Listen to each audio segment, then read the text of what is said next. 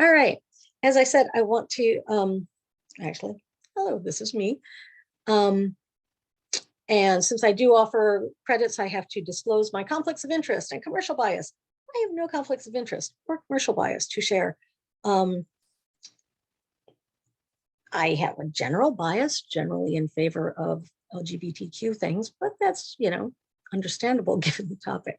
One thing I do want to emphasize is that my job is offering education and consultation and so on around mental health issues.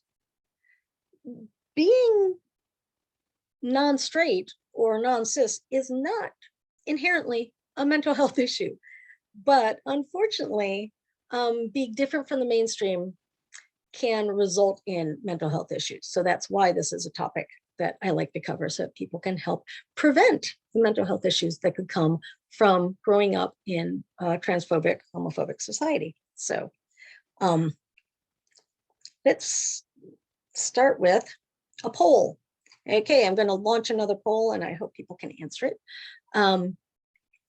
End that poll. And start with this one. Especially since there's not a lot of you here. If you already know most of these terms, then I can go very quickly through the first few slides. It's very strange trying to develop a program where for some people, they've been knowing about this stuff for a long, long time. And for a lot of people, it's kind of sneaking up on them. So wondering if there's any chance of more people answering the poll. Otherwise, I'm just going to have to go ahead and tell you everything. So, and it's weird how it shows the answers barely. So I thought I'd change the demographics one.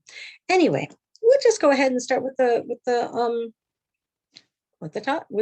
top terms then, okay? One thing that I personally like is that it's a very word-focused and terminology-focused community. So, and we've got all kinds of acronyms here. Let me get a pointer so when I'm pointing with the mouse, you can actually see what I'm pointing at. Okay, there we go. I just gotta get this out of the way. Okay, so we've got the typical LGBT. So what that stands for, okay, L, lesbian. A female person who is attracted to other female people. Gay is the word we use for the general concept and or boys and men specifically. The way we tend to in English, where the generic is supposed to be unisex, but really it's focused on male. Bisexual is a person who's attracted to members of either gender or any gender. And you're like, oh, what's the difference between either or any? You'd think not much, but it turns out a huge schism in the community. And then there is transgender. This one's important to really look at. Transgender is a person whose lived experience of their gender is a different gender than the one that they were designated at birth. And we want to really recognize that gender is not like an objective fact. It is a judgment call made by the people in the room when the child is born or when they look at the ultrasound or whatever. You know, the kid comes out and you look and go, penis, it's a boy, or no penis, it's a girl. Every so often, though, we know there are kids who are born with what we call ambiguous genitalia, where for whatever reason, as the fetus develops, their plumbing looks kind of either both. And what tends to happen medically at that point is the doctors take their best guess of what can they make the most passable surgical approximation of. They might look at what tissue there is there and say, it will be easiest for us to surgically give this child genitals that make them look female. And therefore they say to the parents, you should raise this child as a girl so that they will be able to feel normal, because they won't have, you know, they will have something that looks like what they're told they are, and that'll be fine. And everyone's doing the best they can with what they've got. it's not terribly surprising if you've done that. And when the kid grows up, they say, I feel like a boy. No one would turn around and say, well, no, absolutely. They'd say, well, we did the best we could, and we made a wrong call. One would hope that they wouldn't say, well, no, sorry, we decided that you have to be a girl. Same as like in Victoria eras when there was like this thing of making boys wear frilly dresses until they were like 8 for some reason. We wouldn't say that that's what the parents ought to do. Some people might get mad at them in the first place, but generally we'd say you did the best you could. And now once the kids start saying, hey, I'm actually a gender other than the one that you designated at birth, one would hope that they would believe them and go with that. And all the transgender movement is saying is that, same exact thing can happen even when the genitalia do not appear ambiguous in the first place. There's a really cool web comic out there called Assigned Male.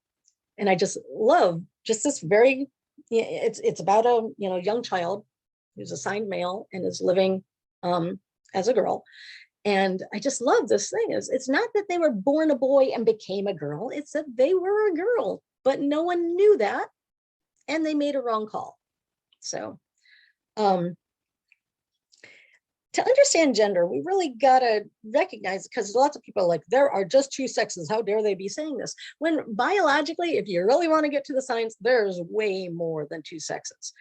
There's like 6 different, very well-known, recognized, healthy adult patterns of X and Y chromosomes where they live a perfectly healthy adult life. Then whatever your chromosomes, what actually happens with the chromosomes depends on which genes are actually activated or not. It's called epigenetics, and that varies between people. And then even if you've got the chromosome saying this, the chromosome might say, okay, produce testosterone, and the cells might not accept the testosterone. They might not process it. And so how the hormones play out is very different in everyone. And then there's just how you interact with the world around you, whether you are raised to think, how boys and girls act growing up and how relationships work growing up is very individual as well. So we need to get a grip on this. And fortunately, there's a lovely diagram that is very helpful for getting a grip on it. Do the little hand raising thing if you've ever seen the genderbread person before. I love this diagram. This version put up by Sam Killiman, I think is his name. Anyhow, that's a website that the link is at the end. He acknowledges this was drifting around for a while, and he's just kind of fine-tuned it over the. That's why this is version 3.3. Originally, people just have these broken out in different ways. But what people pointed out is that you need to have where a person might really not feel either. And then biologically, how much femaleness do you feel like you have, and how much maleness do you think you have? And that's not just the chromosomes or even the hormones. I mean, we've all seen how there might be a man with very fine features, and the person might say, well, he's got very delicate features. It's very effeminate looking man. Or how broad-shouldered a woman is contributes to how female-ish the person physically looks in their own biology. So there's a wide range of how people look gender-wise or sex-wise biologically. Separate from that, because it's completely societally driven, is gender expression. So these are the ways you look that you might have some control over. I can't make my jaw be a different shape or make my hips be a different diameter, but I can change my haircut. I can change how I'm dressing. I can decide whether or not I'm wearing makeup.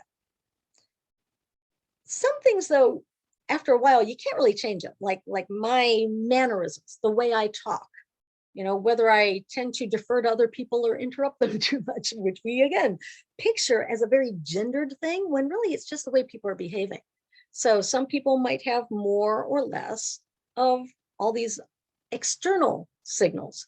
You could have someone who's very masculine, but really likes a lot of the feminine trappings.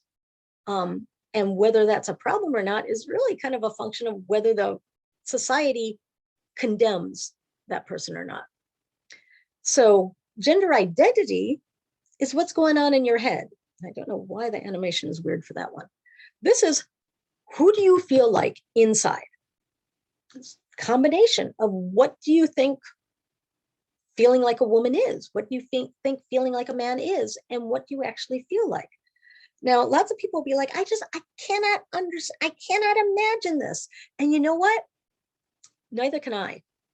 I cannot imagine what it feels like to feel like a woman and yet have everyone around me address me as sir, or treat me like a guy. I haven't had that experience. I can't imagine what that feels like. But you know what? I can't imagine what it feels like for another woman around me to feel like a woman, because I don't know what her experience of being female feels like either. I don't know what guys feel like at all. Pretty much I only know what I feel like. I can really only internally understand my personal experience of my personal gender identity, which is pretty much the only one I need to understand. I don't feel obliged to have a vote in anyone else's, just as I would want anyone else to have a vote in mine. And if you are cisgendered, if you are in the gender that matches what you've been told all your life, you might still recognize times when, you're a woman, but you hang out with other women and you feel like they think you're doing it wrong.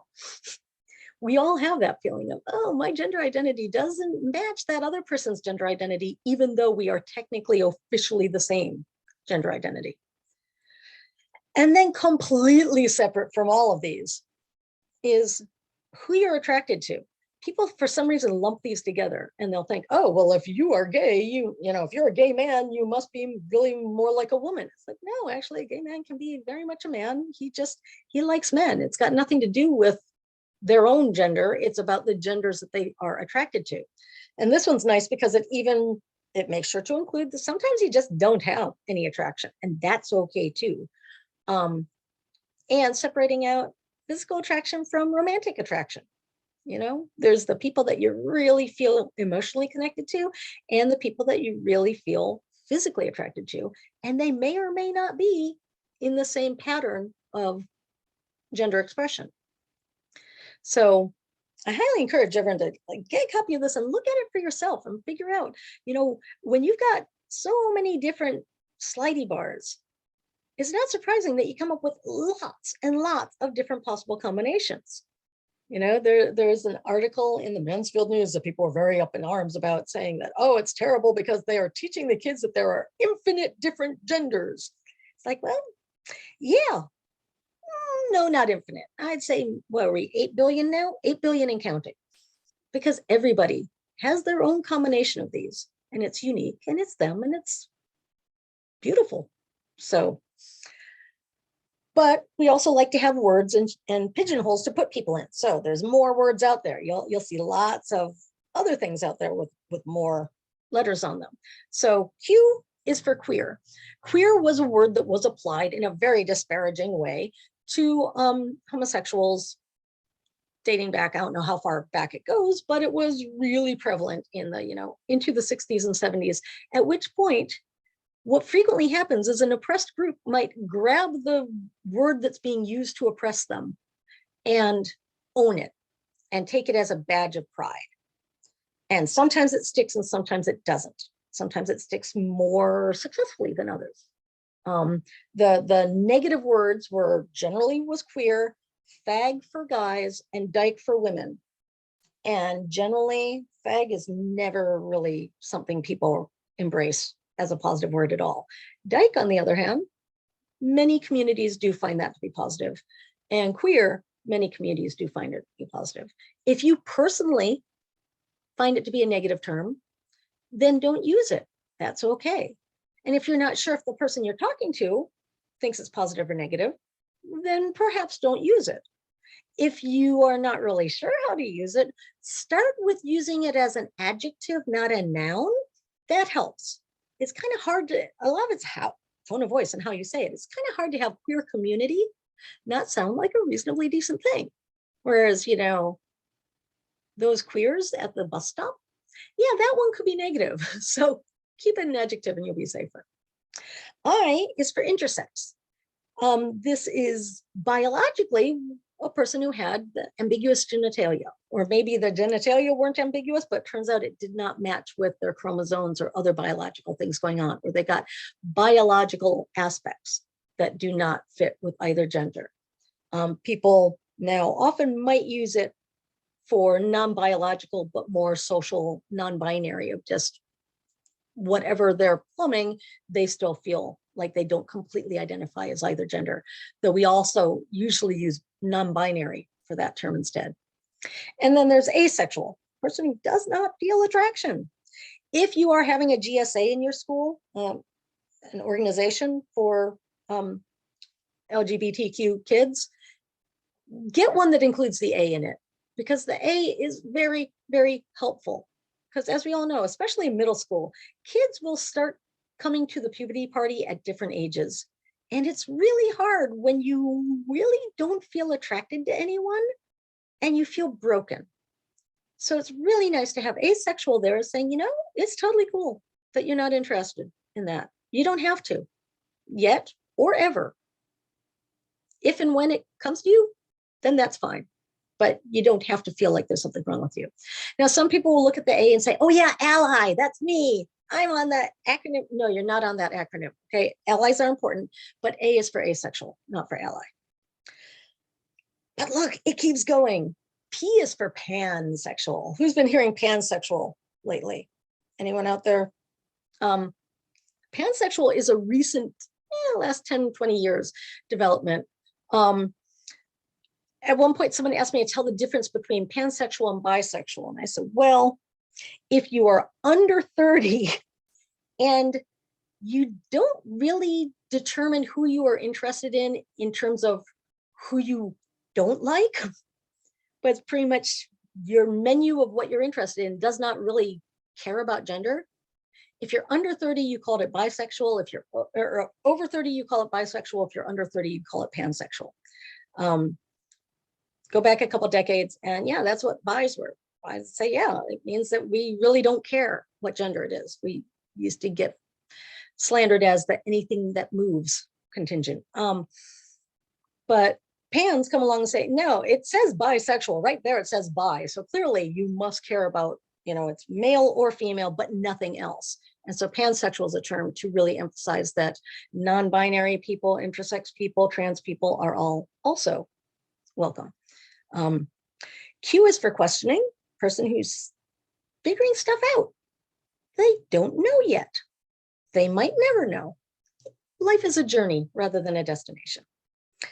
And demisexual is a cool one. This is a person who says, I really have no physical attraction until I fall in love. And then it starts. They don't scope people out. So it's sort of like, I think it might, based on the flag, be on the asexual spectrum, being basically asexual until the heart gets involved. So, but wait, for people who are constantly changing, we call that fluid. And if it's with gender, they don't just say gender fluid, they like the term gender queer. And then we've got these terms are very important as well. It is important to have terms for the mainstream people, because if you only have words for the people who are not mainstream, that keeps it as kind of there's something wrong with them over there. We need to label that over there, as opposed to, no, this is just identifying what is going on. And so cisgender is a person whose gender matches, their gender identity is in sync with the gender that they were designated at birth. I am a cis female. Straight or heterosexual is a person who's attracted exclusively to members of the opposite gender. And monosexual is a person who's attracted exclusively to people of one specific gender. It might be a straight man or a lesbian, or both monosexual, attracted to women, but not attracted to men. And the terms just keep going. If you put down V2 on your request, I will send you a document that has about 7 pages of them. It's kind of fun. The terms keep changing. They keep moving over time, and people will get very frustrated saying, why are you changing? You know, I'm trying to be a nice ally here, but you keep moving the goalposts. How can I do this when what I'm supposed to be supporting, I don't even know what it's called this week? Well, first you recognize that the experience of gender and orientation is huge. You're not going to find a very small number of cubby holes that everything fits into. And it's also really good that it keeps changing. I know it might be frustrating for people trying to keep up, but one good thing is that you don't get, at one point, people looked at the letters that were in common use and said, oh, look, we can make the word quilt bag. Please don't. So yeah, you could get stuck with a really unpleasant acronym, but mostly it's that it shows that inclusiveness keeps going. You know, when I was in college, it was pretty much lesbian and gay, and shoehorning bisexual into there. And then gradually it started to incorporate trans as being an automatic inclusion in the community as well. And so the more it keeps expanding like that, the more it shows that it is a big umbrella that includes people. And if you can't find a place that really fits you, give it a few minutes and maybe another term will come along, or you can come up with a term that describes the experience of you and find out if it's similar to other people's experience. Now, even though I'm painting this as a big, glorious, beautiful tent, there's still a lot of internal conflicts within the community. Like I said, the bi community had a real hard time making headway into the monosexual, lesbian, gay community. Now there's currently going a huge backlash trying to specifically say that female-oriented things are just for cis women. And if someone was designated male at birth, even if they are a woman, they are not a real woman. You may see the term TERF, that is for trans exclusionary radical feminists. That's saying I'm a feminist, but I don't want anyone who has or has ever had a penis in my club. And this splitting is not just recent with TERFs. As I said, bis got a lot of pushback and still do. There's this great tradition it's called bi erasure. It's the idea that your orientation is not intrinsic to you. It's defined by who you're dating right now. I don't know if you recognize these pictures. This is from Buffy the Vampire Slayer, where there was a character who had a relationship with a guy, and then later she ends up in a relationship with a woman, at which point for the rest of the show she's referred to as a lesbian. And she may well be. I mean, there are women who try to make a heterosexual relationship work and it just never is a good fit. And then when they have a lesbian relationship, they're coming home and they're like, yes, this is what I was always meant to have. And so you don't argue with someone if they're referring to themselves as a lesbian, especially if they are a fictional character and you can't really argue with that. But it was disappointing that the writers of the show didn't bother to consider just having her refer to herself as bi. So when your personal experience of who you're interested in and who you feel like you are inside doesn't match with what's going on around you, it's disturbing, it's problematic. You know, you feel pulled in all directions. You know, how do you fit into this world? This is where we have the concept of heteronormative and cisnormative. This is, you know, this conflict is not just inside their head. Conflict is caused by living in a society that expects a person to be straight and to be cis. And so, and it's there constantly. You know, every story you see has a mommy and a daddy in the kids.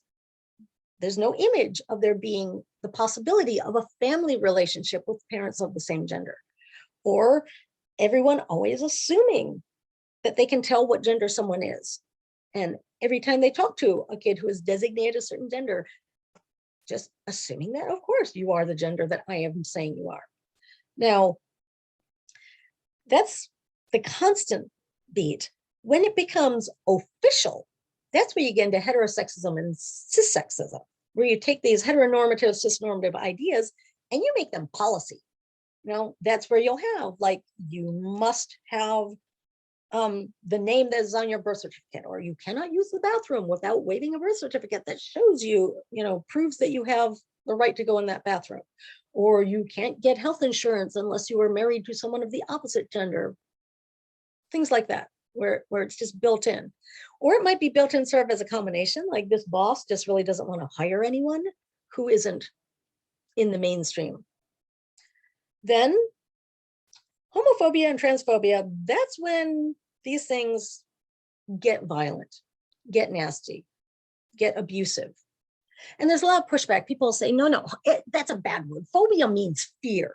Just because you don't like a group of people doesn't mean you're afraid. It's just, you shouldn't call a prejudice a phobia. And I'd say, no, homophobia fits. If you just don't like someone, you might be rude. When you get afraid, that's when you're more likely to be violent. And there's a lot of violence out there and a lot of people getting killed as a result. So how do the kids deal with this? Well, first of all, they try to affirm and assert who they are. That's what kids do in general. Everyone does that. I'm going to show where I belong in the world by how I present myself, my hair, my makeup, my clothing. And if their clothing and their hair and their makeup cannot compensate for the fact that their body is just the wrong shape, and it is disturbing to them that it is the wrong shape, and that it is, it's like you're going around trying to get everybody to call you one thing, and you've got someone right there screaming at them, no, call them the other thing. So there's also things that they will do clothing wise, like, binding to try and flatten the chest as breasts develop. This is one that kids will do spontaneously that can be very, very dangerous. So there's a site listed at the end, and there's lots of other sites out there helping kids recognize how to do this safely. Not saying, no, it's unhealthy, so you got to just let them dangle out there. But having something like this, which is, a binder to be able to flatten the chest, or wearing multiple sports bras.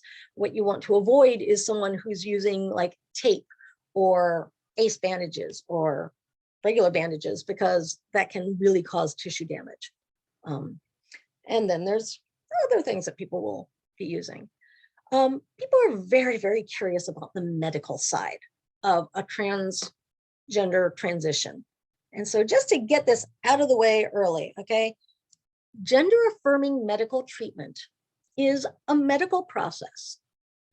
We're kind of mostly societally down with the idea that medical processes are private and not everybody's business. Okay, so if a kid is interested, you help them find someone who specializes in that, and then you back the hell off and leave them and do not keep hounding them. Okay. But if you're curious about what they are likely to end up being referred and encouraged towards, is, first of all, as puberty approaches, the medical intervention of choice is medicine that suppresses puberty, suppresses the hormones, so that the kid does not enter puberty in either gender. It's not that they're taking medicine that's going to make them change genders. It's buying them time to really be sure. Because doing nothing is not doing nothing. If you leave a kid having their hormones proceed through puberty, the later in life and the more hormones you've had in the wrong gender, the harder it is to have a satisfying result with how you look as an adult. If you have had those structural changes in your shoulder width and your hip width and so on, it's a lot harder to end up able to look like the gender that internally matches who you are as a person. So that's why we want to just suppress it until they are sure. Okay, generally around age 16 or way earlier, if this kid has been absolutely certain since they were 2, if they choose, and it is a choice that everyone else in the universe, maybe, their parents definitely are participating somewhat, but all their friends and everyone else does not get a vote, nor do they get any right to being told what the person is doing. Okay, they might choose to be taking hormones if their body is not producing the hormones they need for their body to develop into a shape that fits their identity. Okay, and once they're a little bit older, generally around 18, If they choose, they may or may not have surgical interventions. For some people, it might be removing or reducing breast tissue or adding, augmenting breast tissue. And they might be having genital surgery to change what their genitals look like. They might not. How do you tell? You don't, because it's not your business. It's no one's business except theirs and anyone else who's going to actually be interacting with their genitals. I mean, it is incredibly bizarre and rude how preoccupied people are with what's going on under the swimsuit of other people. So rule of thumb, look around at the other adults you know in your life, your colleagues, your boss, your so on. And if they are male, in our area, it's like a 50-50 chance whether or not they're circumcised. At what point would you be comfortable asking your colleague whether or not they're circumcised, or your cousin, or your neighbor? Yeah, you shouldn't be asking anyone about their genitals unless you have a vested interest in those genitals, okay? So just getting people off of that as early as possible is really good. So the next step the kids need to do, well, actually, first there's the clothing, and then there's how you get people to actually reflect back to you what you are telling them with your clothing or even your words. So many kids, if they are gender nonconforming or transgender, they will want a different name. Depends on the name they've got, but if they've got a name that is very much not matching their gender identity, they would like to have a different name now, please. Now, in Massachusetts, you do not have, you can go and get a legal name change, but you actually don't have to get your name changed in many contexts. So you do not, schools do not need to have the kid go and get a court order before the school changes the paperwork. In fact, they can't insist on that. Schools are supposed to use the kid's preferred name. And if you get a kid who has had a name change like that, and somewhere in their record, you can see that they had a name before, you cannot tell anyone. That is their private business. So you cannot disclose to anyone their previous name or previous gender designation. Now, that said, common law is nice, but the RMV is probably not going to be down with common law. The RMV still insists that you have to have official documentation for, like, your driver's license to have the right name on it, getting it changed for your medical and insurance info. When you sign up for a standardized test, hey, I've got my school transcript has my name on it, and my driver's license has my old name on it, and I need to show that driver's license to get into the SAT test. So as I'm signing up for the SAT test, what name do I put down? It's a mess. And so helping kids navigate that is important. If they are really certain of their name, it might be worth going and getting the legal name change as early as possible in the process. Or they might need to deal with having their transcript be forwarded with their dead name on it in order to make sure it syncs up with whatever testing is going in. Along with the name might come pronoun changes.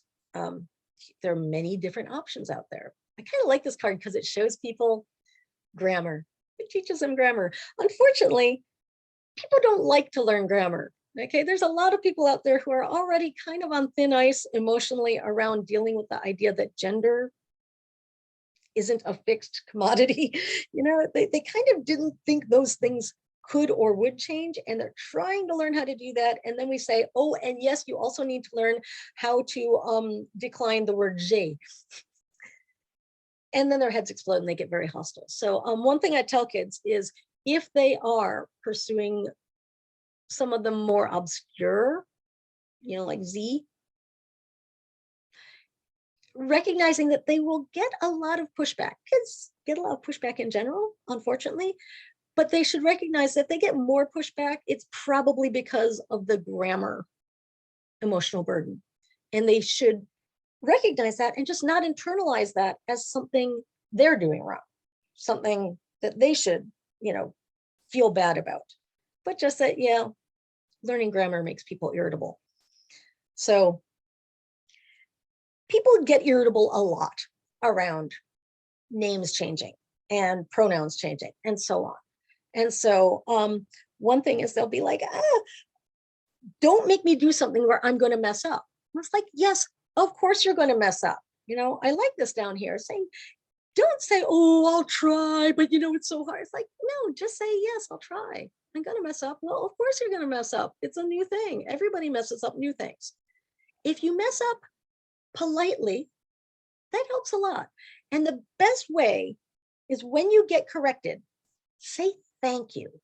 You know, start with, I would like to say the right pronoun for this person. I said the wrong pronoun.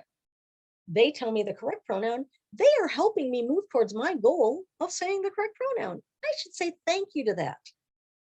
Because if instead I go, oh gosh, I'm sorry, or oh, this is so hard, or I didn't make a mistake, you made a mistake, you should, you know, you should be sticking with something that's easier for me, or anything like that, it makes it a really, really hostile interaction. It makes kids a lot less likely to actually affirm who they are.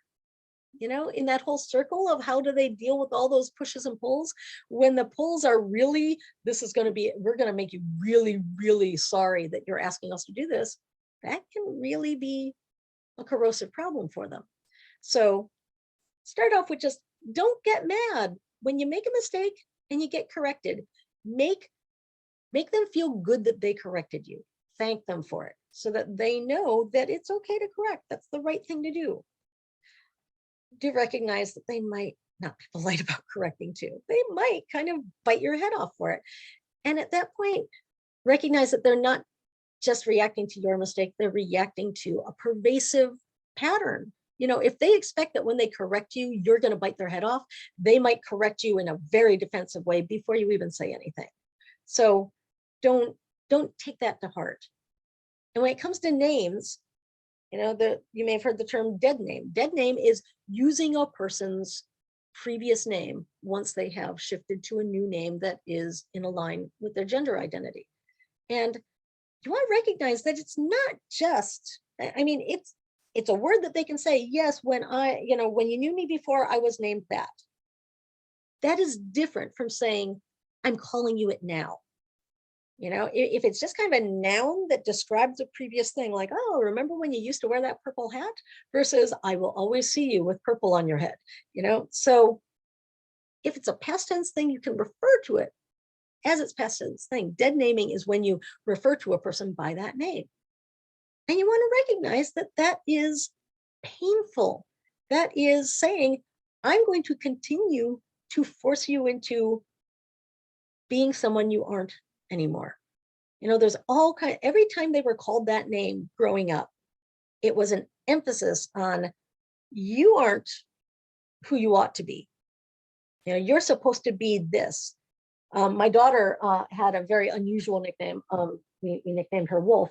Her given name was Alexandra, in case she didn't appreciate the nickname Wolf, but she did. She loved the nickname Wolf, and she went by Wolf all the time, except she would have some teachers who would decide that that was not appropriate to have a girl with the nickname Wolf, and they would insist on calling her Alexandra. And by the time she was like 5, and she's like crying, saying, why do they keep doing that? And so she ultimately needed to legally get rid of that name, because all Alexandra meant to her is, that's the name people call me when they are refusing to call me who I am. And so, and if you could see that much pain in someone where it was just about their name, imagine if it's tied to everything about who they are gender-wise. This cartoonist has a lot of wonderful cartoons about being non-binary and also about mental health issues.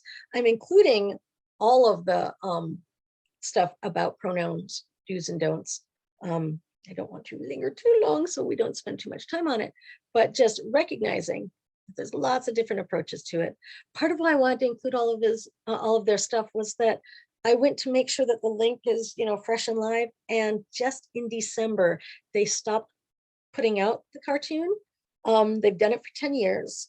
And they said that they were no longer doing the online cartoon, in part because they'd like to do other things. They don't want to be looking at computers so much.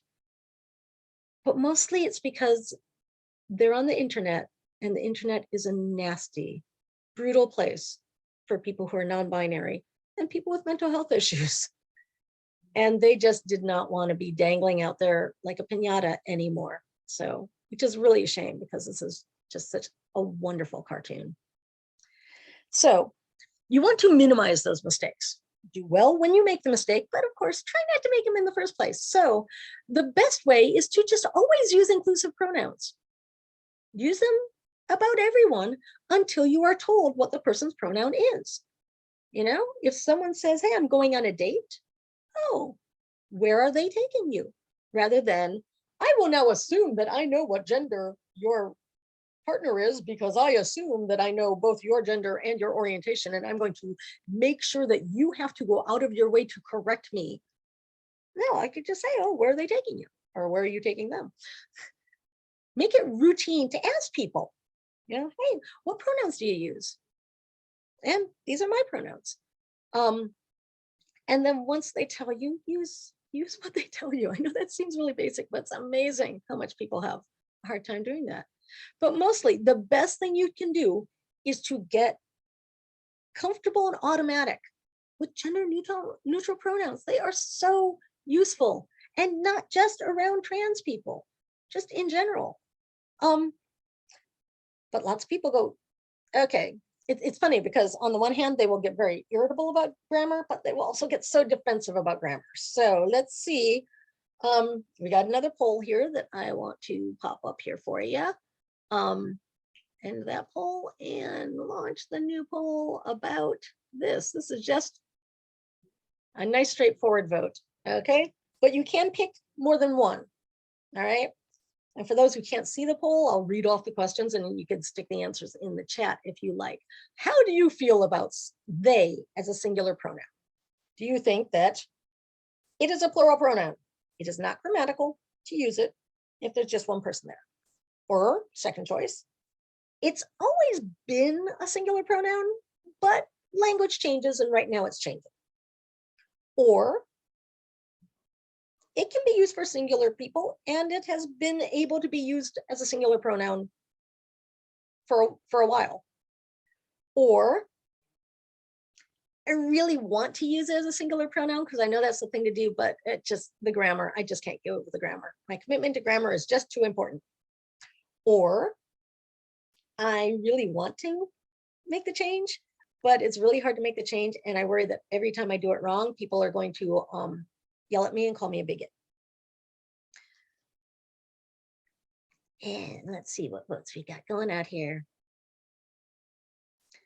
We've got lots of people going with it changes. And yeah, you can tell if it is currently changing by how awkward it feels, you know, how really awkward it feels.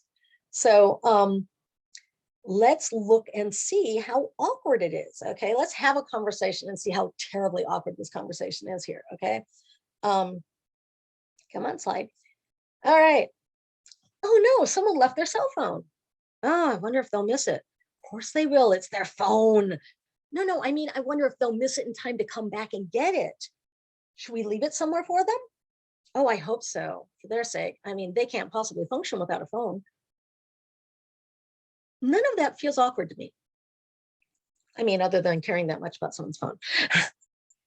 But I mean, we live in a world where one person, one phone. Okay, there's no question that that's just a singular person they're talking about. We are very, very comfortable. You know, it's not just grammatical. I mean, for those who want to go with the history of grammar, Shakespeare used they as a singular pronoun. So it's been out there as a singular pronoun for a very long time. But what we're adjusting to is it's very comfortable when you do not know the gender of the person you are referring to. If you do not know their gender, then it feels totally fine.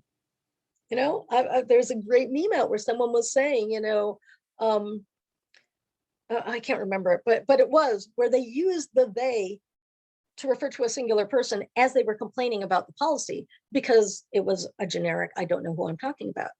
But think about how sexist our language has always been.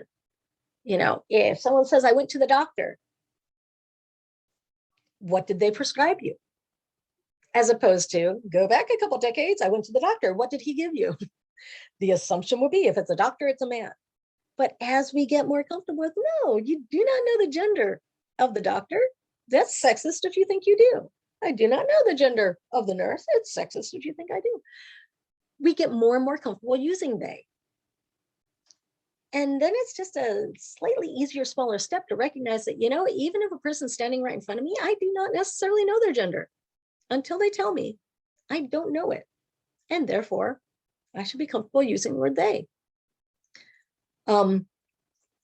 So we would like to make the environment that the kids are in affirming, comfortable, and healthy. And by children, I mean all of them, not just the queer kids, okay? The goal is for all children to discover who they are and not just be responding to expectations, whether the response is to line up with them or to fight against them and resist them, okay? Everyone can benefit from questioning gender stereotypes. You know, this is why I'm glad there's people here from the lower elementary school grades. You know, avoiding having gender stereotypes in kindergarten is great, and not just for any trans kids, and not just for any kids who have two moms or two dads, but for all the kids to not be getting raised with that assumption about who they are expected to be. We want to also not reinforce assumptions, not reinforce the idea that I can guess. You know, if you're going out with someone, I'm going to just assume that it's someone of the opposite gender unless you set me straight. But I'm not going to guess. I'm going to just leave it open until you tell me. And likewise for people's individual gender. Now, as the environment gets more open and welcoming, kids who have mostly been either going along or resisting, suddenly it's kind of a loose environment where they suddenly didn't realize they haven't really been working on what they feel. They've mostly just been reacting. I worked on a unit, adolescent psych unit, which had the statistically very unlikely but very real experience of, I think at one point we had 6 out of 10 kids were trans. And it was a wonder, it got that many because it was a wonderful place for trans kids to go, because we would just be like, okay, you know, kid would be like, you've got to use male pronouns with me and call me Harry. We'd be like, fine, what would you like for lunch? You know, we wouldn't make a big deal about it and just get on with life. And the kids are so used to life being the struggle of people saying, hell no, I won't. And they have to fight to get it, that suddenly they're like at loose ends. And they're like, oh, so I don't have to define myself in terms of hell yes, I am, or hell no, I'm not. I can actually just kind of chill and see, what do I actually feel like? And then we'd have to do some serious work on the staff who would say, oh yeah, Harry now is wearing skirts again. We're like, yeah, and Harry might be a boy who wears skirts. Chill, okay, it's fine. You know, they might end up ultimately deciding to have medical things to change their body to feel more comfortable. They might end up feeling comfortable in the body they're in, and the body they're in might come with any number of different names or pronouns. It doesn't even have to be one end or the other end of the spectrum, obviously. So you want to really leave space for people to move around and change. Lots of people worry that if you go around and ask people what their pronouns are, it's tough, because if there's a kid who's feeling trans and they're not comfortable coming out, they might feel kind of put on the spot of what to say. Living in a world where what you say this week can be different from what you say next week makes it a little bit easier. It can be, you know, what pronouns do you feel like asking for right now in this moment? And it's okay if it changes in the future. So why is the environment being very actively, consciously supportive important? Well, because the world is a nasty, nasty place that is very mean. I mean, I love this poster because it is a photograph of a bulletin board in Attleboro High School. I love the fact that the kids made this one, and that it's just, you know, buy a dictionary. Like I said, words, they're important to us. So gay as a negative term, like, oh, that sweater's so gay. I heard two like 8-year-olds saying that. I stopped them and I said, really? How can you tell that that sweater only falls in love with sweaters of the same gender? I mean, I can't even tell what gender that sweater is. How do you know this? And they looked at me and they're like, what are you talking about? And I said, well, I think that word you use does not mean what you think it means. You should go get a different word. But how common is it?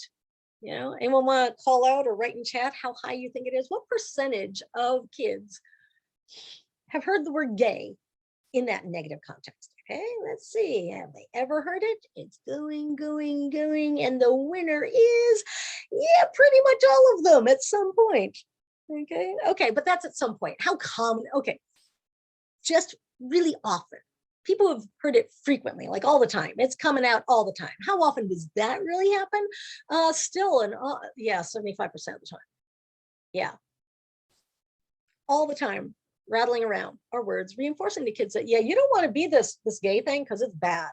Okay, that stat and all the stats coming, well, not quite all, but like 98% of them are from GLSEN. They do a survey every 2 years, and they just published the 2019 survey. It had over 16,000 students respond online, and they did lots of outreach to communities that are frequently underrepresented, minorities and rural communities and so on. It's really fascinating. They've got like a 20-page executive summary, and the whole thing is like 200 pages. I highly recommend going and looking at it, but that's where all these stats are coming from.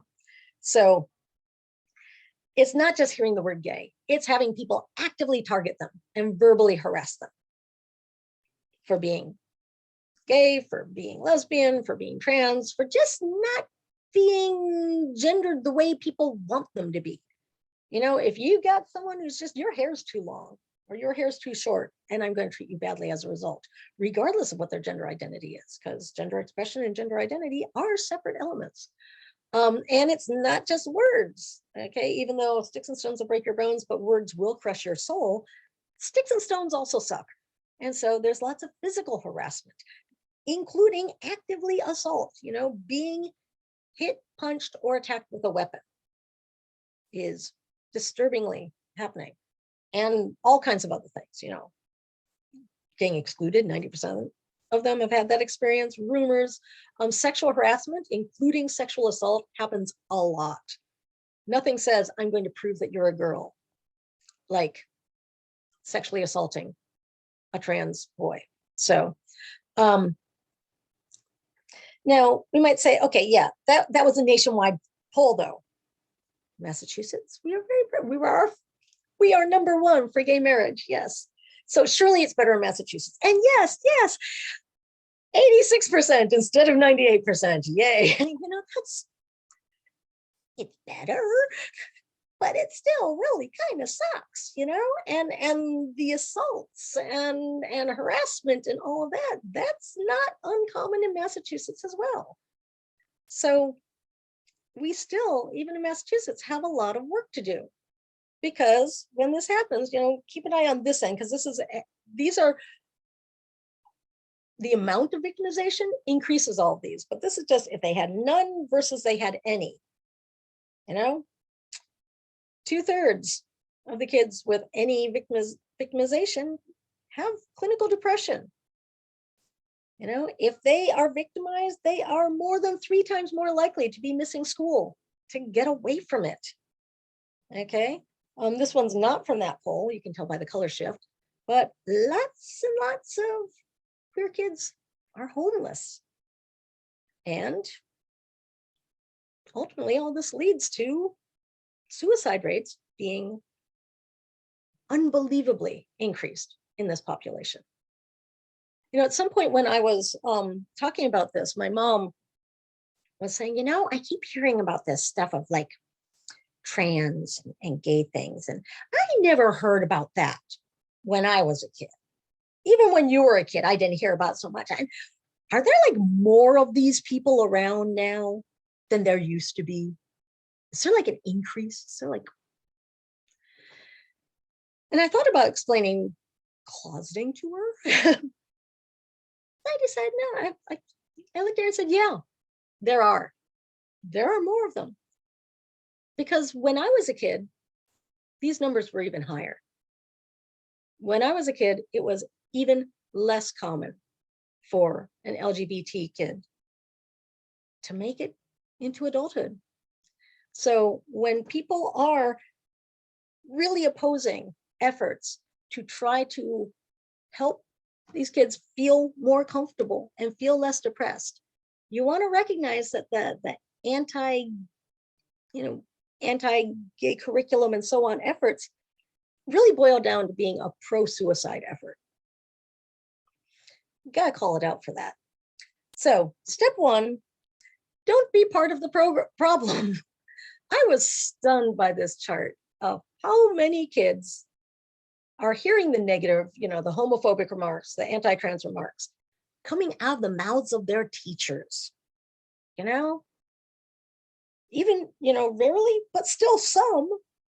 Only a third of the kids had never heard a teacher say something anti-trans.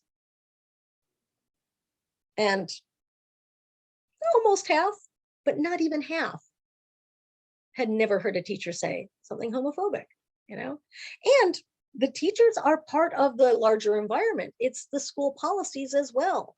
Lots of school policies actively require kids to behave cis, to behave as if they are straight, or they will face punishment, or at the very least, they will be prevented from living as their true selves. Even in Massachusetts, 16% of the Massachusetts kids reported having been disciplined for kissing or holding hands with their same-sex partner in school when there's no such punishment for straight kids doing the same exact thing. Lots of not being able to use the bathroom, not being able to use the locker room that matches their gender. People blowing off using their name or pronouns. And if they even bring it up in an assignment, if they mention an assignment, getting punished for that. And yeah, these numbers are not high numbers, but they should be zero because it is against the law in Massachusetts to do this stuff.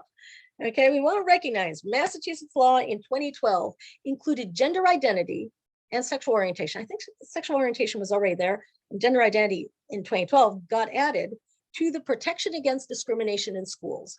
And as you know, discrimination in schools includes making it a hostile environment that makes it hard for kids to access the curriculum. And so being unwelcoming can interfere with the kids' education in an illegal fashion. So the DOE has put out guidelines to help schools know, what do I need to do to make sure that I'm not discriminating in a way that is flagrantly illegal in the state of Massachusetts? So whenever you see a little scroll, that's what it's talking about, because people will be like, but wait, no, bathrooms at least. We can't have people wandering into the bathrooms unless they, have the right birth certificate designation, okay?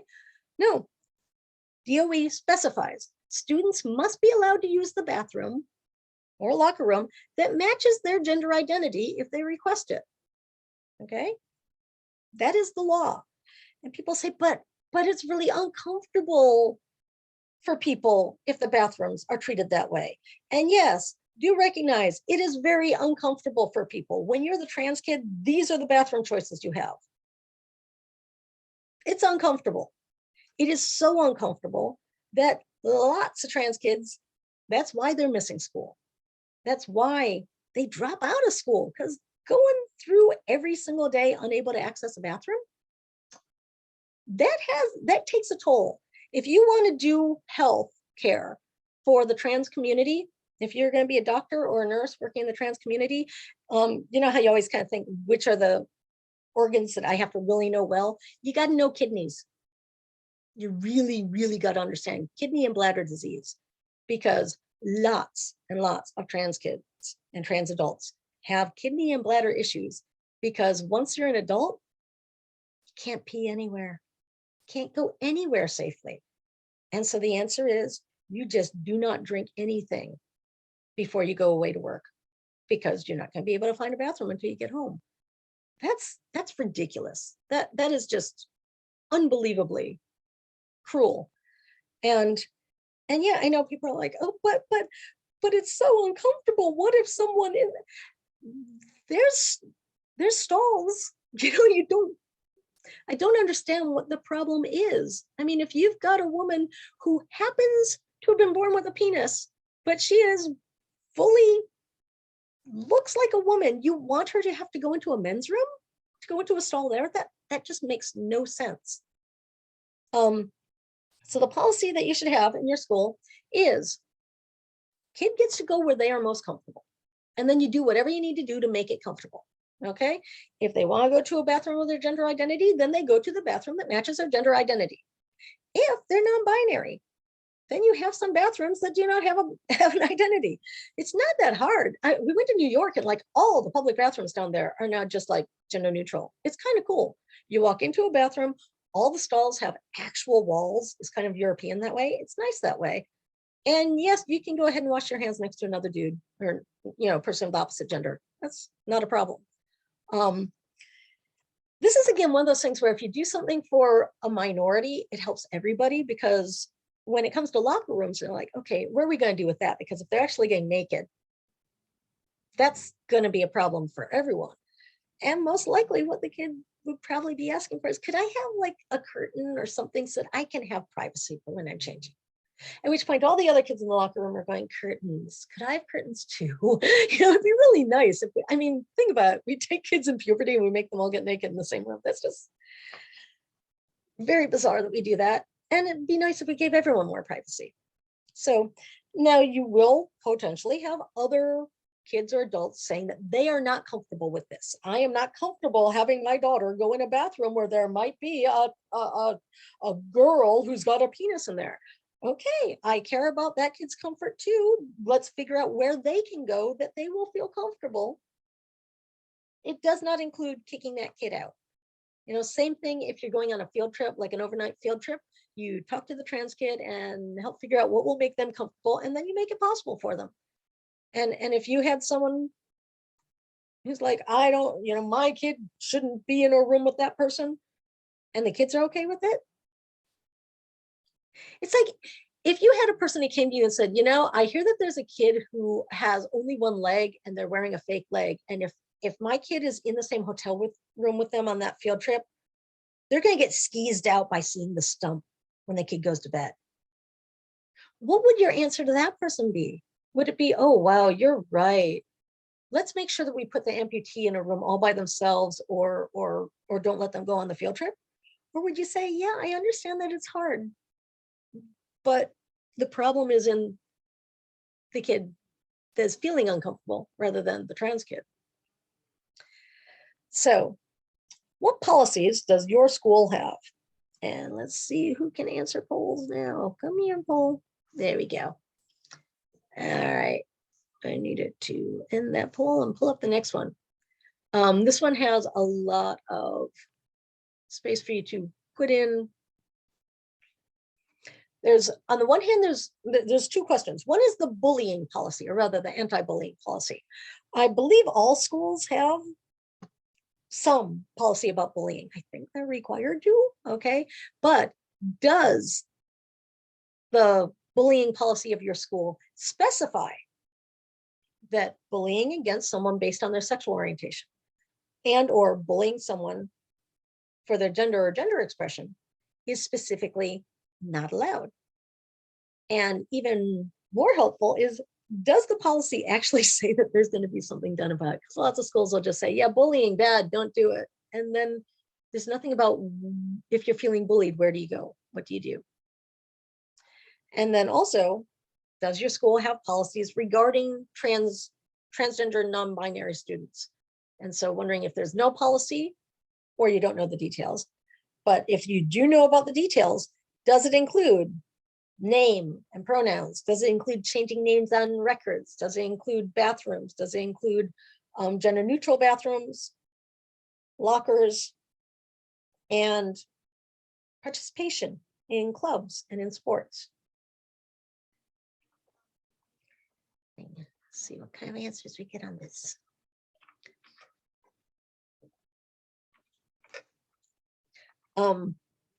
It's worth going and finding out if you don't know what your policy has or what your school has policy-wise. This is something that is evolving, and change makes people anxious, but people should also, recognize, oh, good. 3 of you have specifics about the process for reporting. That's so cool. One of the sad things, there were so many stats I didn't include. One of the sad ones was how many LGBT kids report bullying. And when they don't, why don't they? And it's generally that they just kind of think it won't do anything. And then they had a separate poll of those who did report bullying, what happened? And the vast majority of them was like, yeah, nothing. The people who were not reporting because they thought it wouldn't help were kind of shown to be accurate in that assumption by those who did. But having a policy and making sure people know about it really helps. Okay, if you look at this, if you've got no policy versus if you've got just kind of a bullying bad, the blue, dark blue, the partially enumerated is it might specify sexual orientation or specify gender, but it doesn't specify both. And then the one with the lowest rates is where you got a bullying policy and it says you can't bully for sexual orientation and you cannot bully for gender expression. Okay, so it really, this no homo thing, that is the linguistic pattern of if someone does something friendly, nice, compassionate, or physically in proximity to someone of the same gender, immediately specifying that you're not gay. So like, hey, I really like that shade of lipstick, no homo. Basically needing to make sure to emphasize that you are admiring someone of the same gender, but not in that way. So that's what that phrase is.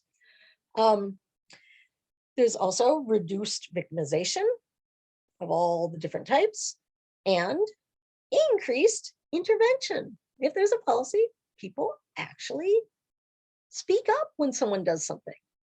You know, it's not just about punishing them, it's about someone in the hall saying, hey, that's not cool, don't do that. The other thing that really helps all these numbers is having a sense of community. Okay, I didn't bother making another poll, but do the hand raising or stick something in chat if your school has a GSA. GSA is fun because it's something that if you ask people what do the letters stand for, so yeah, person raise your hand. If you can put in the chat, what does GSA stand for in your school? I'm very curious. Or you can unmute and just say it. I'm gonna quickly go through and make sure everybody who's here can unmute yourself if you want to. I mean, you're automatically on mute, but if you want to unmute and call out, what's GSA stand for at your school, Joe?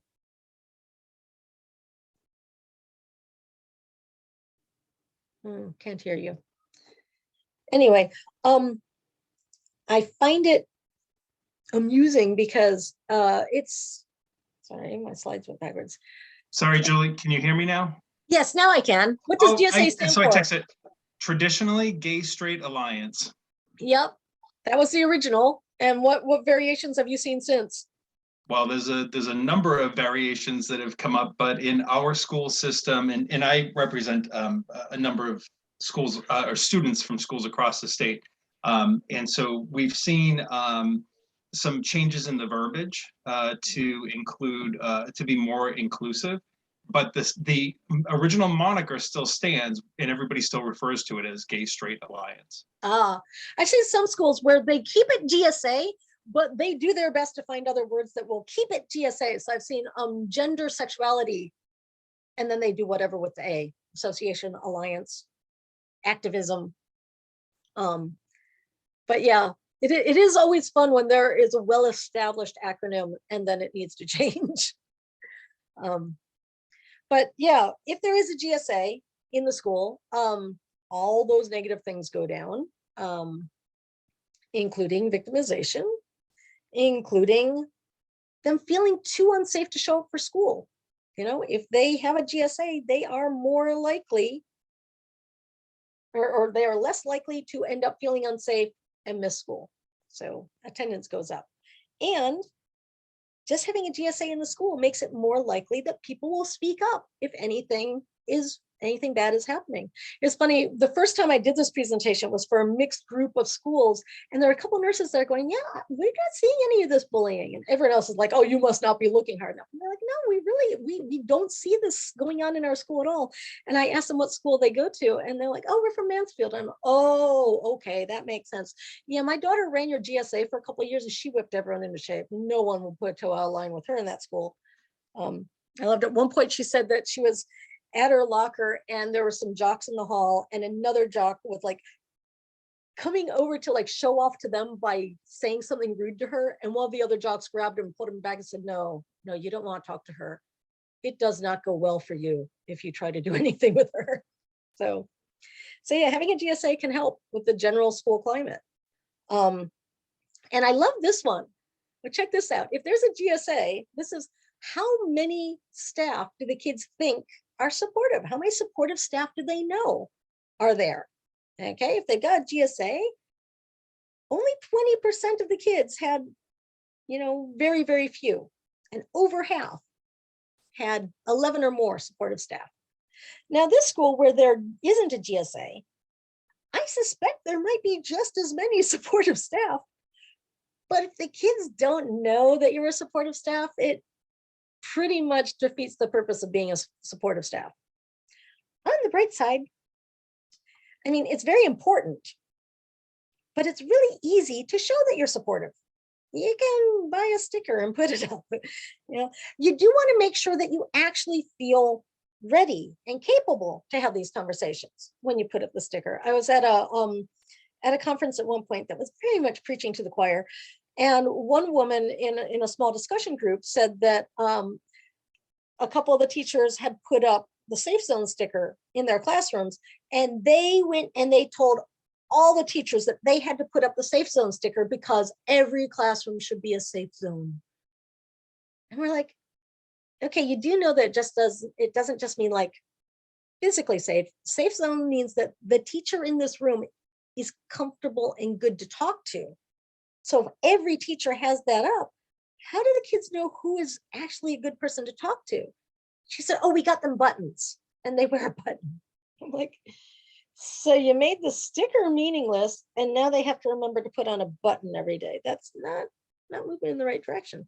But I mean, you do want to have supportive staff. You just want to make sure that they're ready to be supportive and that the kids can find them. This shows the impact of having supportive staff. This is fewer and more makes how unsafe they feel go down.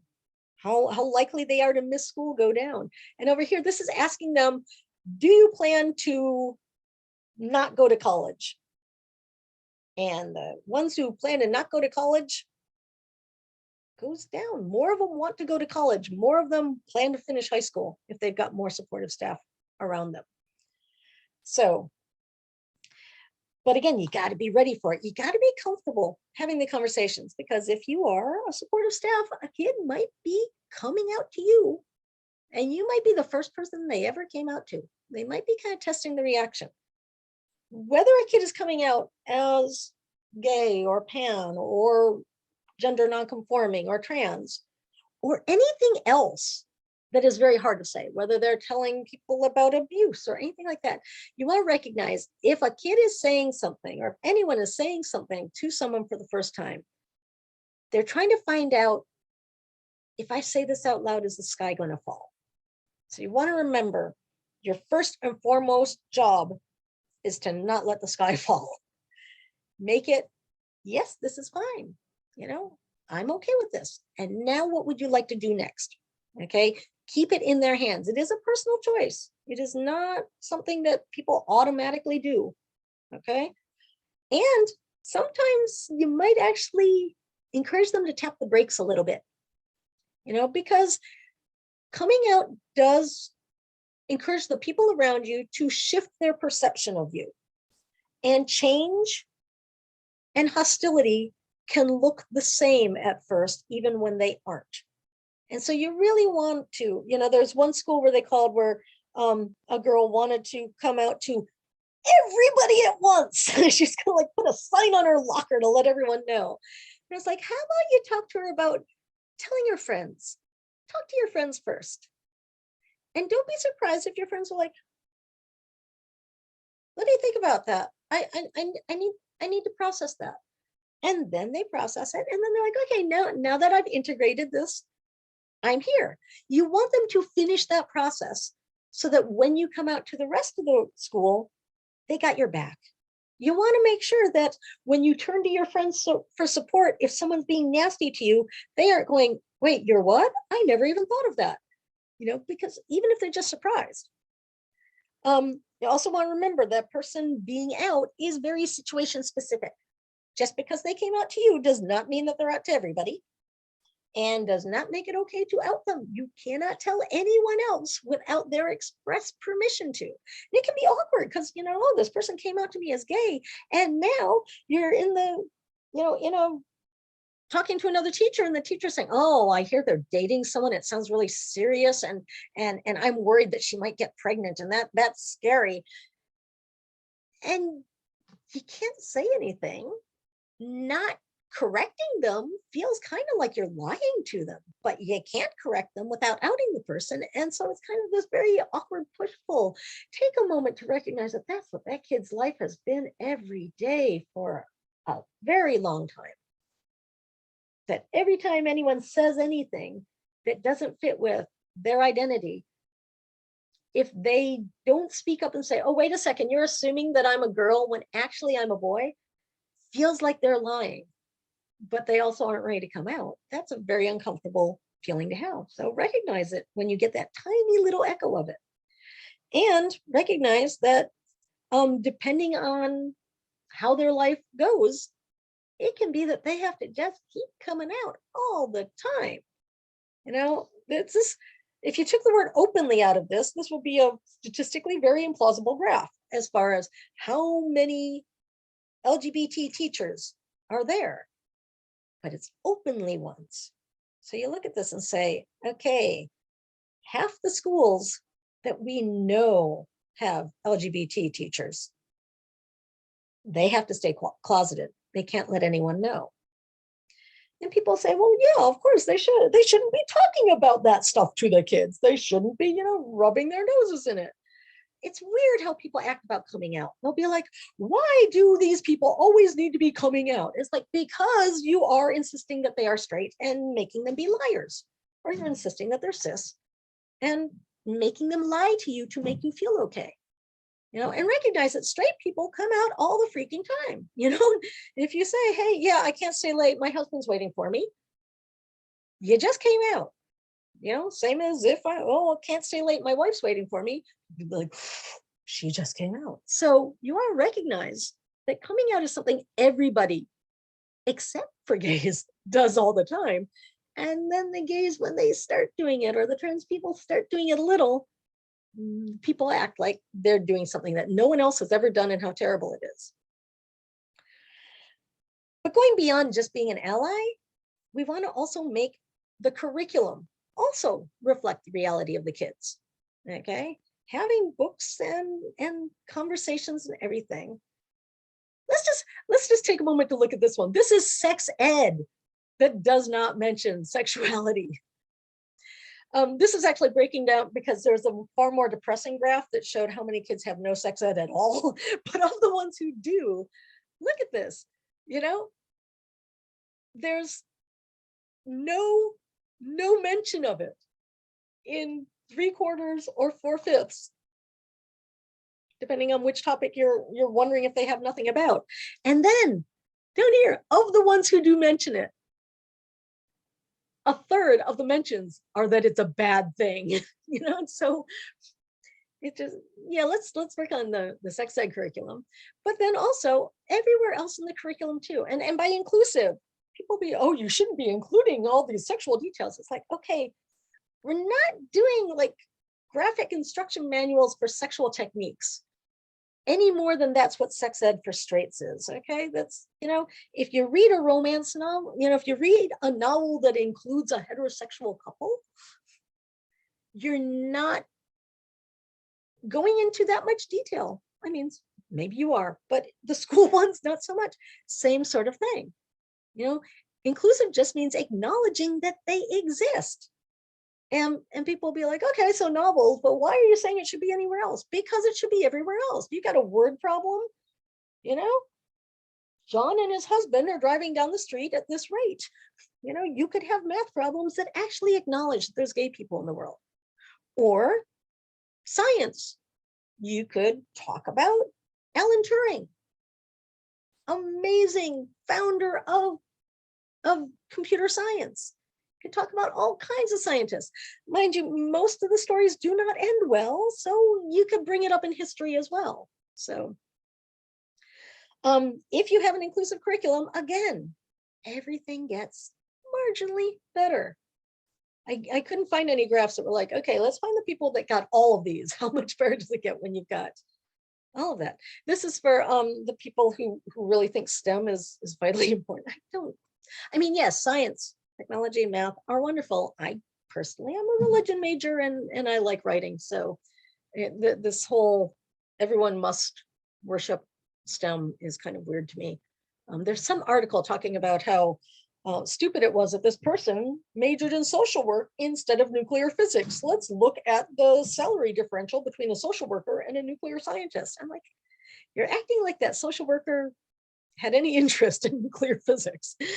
So, but anyway, we want to make sure that the other thing we do in all of our classes is notice what's going on in the world in general and say something. It's really a horrible silence you get when there's bad stuff going on and people don't act like there's anything bad going on. You know, when there's protests saying that people should not exist, when there's laws like that are disguising themselves as being religious freedom when it's really about, I'm just not going to let you in my store. And then the number of people who literally would get away with murder because they were startled to find out that that person was trans, or that guy smiled at me, I thought that meant he was flirting with me and therefore I had to kill him, and you can't punish me for it because it's just a natural reaction if someone, you know, if a gay person looks at me. It is stunning how many people have gotten away with that. And well, they might not be getting away with it as much now. You'll see how a state will have, someone will say, let's make it a law that you cannot use that as a defense. And the legislature will say, no, we need to still leave it out there where people are allowed to argue that if they want to, because it's their right to say that that fits. Another thing you can do in the schools is get rid of unnecessary gender focus. You know, I love the things I've seen of dress codes where the boys didn't like the fact that they couldn't wear shorts, so they started wearing skirts. But yeah, look at where is there a gender focus and does it really need to be there?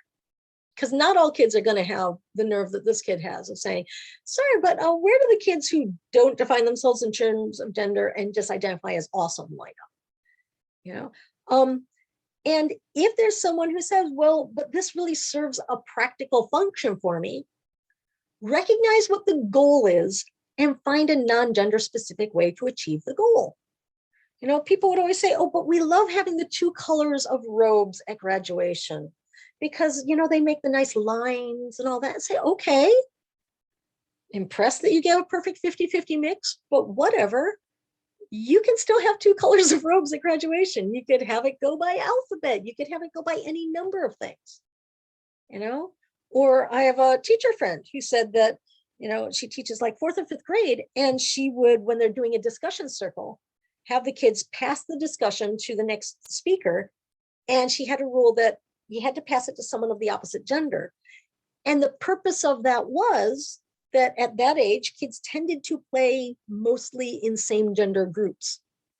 And it would keep them from only passing it to their friends, that it would force them to be passing it to someone outside of their group. I'm like, okay. Notice what the groups are and like name them after Hogwarts houses or something. You know, you can find a way to achieve that same goal without making a kid who's trans sit there being forced to actively participate in lying about their reality every single time. they need to speak or line up. And again, a good reason to do this is because, oh dear, I did not want that to happen. Sorry, that was just on my screen. I think that happened, not on yours. I thought I was clicking on something when I wasn't. The reason why you got to do that is because it is the law. Okay, Massachusetts says you really ought to be eliminating unnecessary gender-specific activities. And if you're not sure how to do it, ask the kids. Ask the kids, what do we do about homecoming? We used to always have this tradition where we have to publicly make sure we identify and make a big deal out of the most popular boy and the most popular girl in the school. What are we ever going to do if we don't get to do that? See what they come up with for an alternative. And if you do have a gender specific thing, gender segregated thing, you've got an all male chorus, you've got an all female basketball team, students must be allowed to participate in the activity that aligns with their gender identity. Now, a lot of people, there's lots of laws running around, so on, about sports. And the thing is, there are plenty of cis female athletes out there where if you draw their blood, they have more testosterone in their blood than some cis male athletes out there. There is no standard that you would be able to say, okay, this is what's happening for this person, And yeah, there might be someone who, the way they grew up, their physical body puts them at an athletic advantage over someone else. This happens all the time among the cis folks too. I mean, have you looked at Michael Phelps? He was born to be a fish, and he was born that way. So it does not make sense to me to say, no, you can't do that. But again, the debates are out there, and the debates happen within the families. Lots of schools will be like, okay, yeah, I'm on board with all this, but what do the kids' parents say? And I think the slide's so funny. How should you feel if your daughter's a lesbian? The same you would if she wasn't. Oh, how sweet. Personally, when my daughter came out, our fears of teen pregnancy went down. It was so nice. It was a relief. But this is unfortunately a far more common response than it should be. I mean, it's not necessarily more common than positive. I don't know the stats of positive versus, actually I do. This is more common than positive ones. And sometimes this is the initial startled reaction, and sometimes it's their permanent reaction. After all, those homelessness rates come from somewhere. And much as we, the parents are the parents, if there was anything else that a parent felt strongly about that you knew made the student in front of you 5 times more likely or 10 times more likely to kill themselves or to try to kill themselves, you would not say, well, it's the parent's choice. And it's not just prevention of harm. I love this chart here, okay? They said, they asked kids, do you believe you can be a happy adult? And when the family's totally not accepting, only 1/3 of them see any future for themselves with any happiness in them. And that is tragic. Look up here though, 92%. I mean, have you met teenagers? I don't think you get 92% of baseline teenagers thinking they're going to be happy adults. So it's almost like if you're very accepting, your career kid can be perkier than the norm. And being even just a little accepting, being less hostile, it just gets better and better. But even looking down here, the family is not at all accepting. And 1/3 of those kids still think they've got a future. They still believe that they can be a happy adult. They just hold on. Where would they get that idea? Well, they get it from us. They get it from school. They get it from their peers. They get it from the media. They get it from inclusive curriculum. They get it from having a GSA where they can go and be themselves. That's where they'll get those things. And we got to give it to them. Like legally, we have to give it to them because again, Massachusetts law says the gender identity is determined by the student, or for those too young to advocate for themselves by the parent. If you've got a student saying, I am a boy, and you've got a parent saying, no, do not call our daughter by male pronouns. This is a kid who's demonstrated that they are old enough to advocate for themselves. And so the gender identity is determined by the student. And remember, it's not great to just hide behind the law, but schools are required to use their preferred name and pronouns.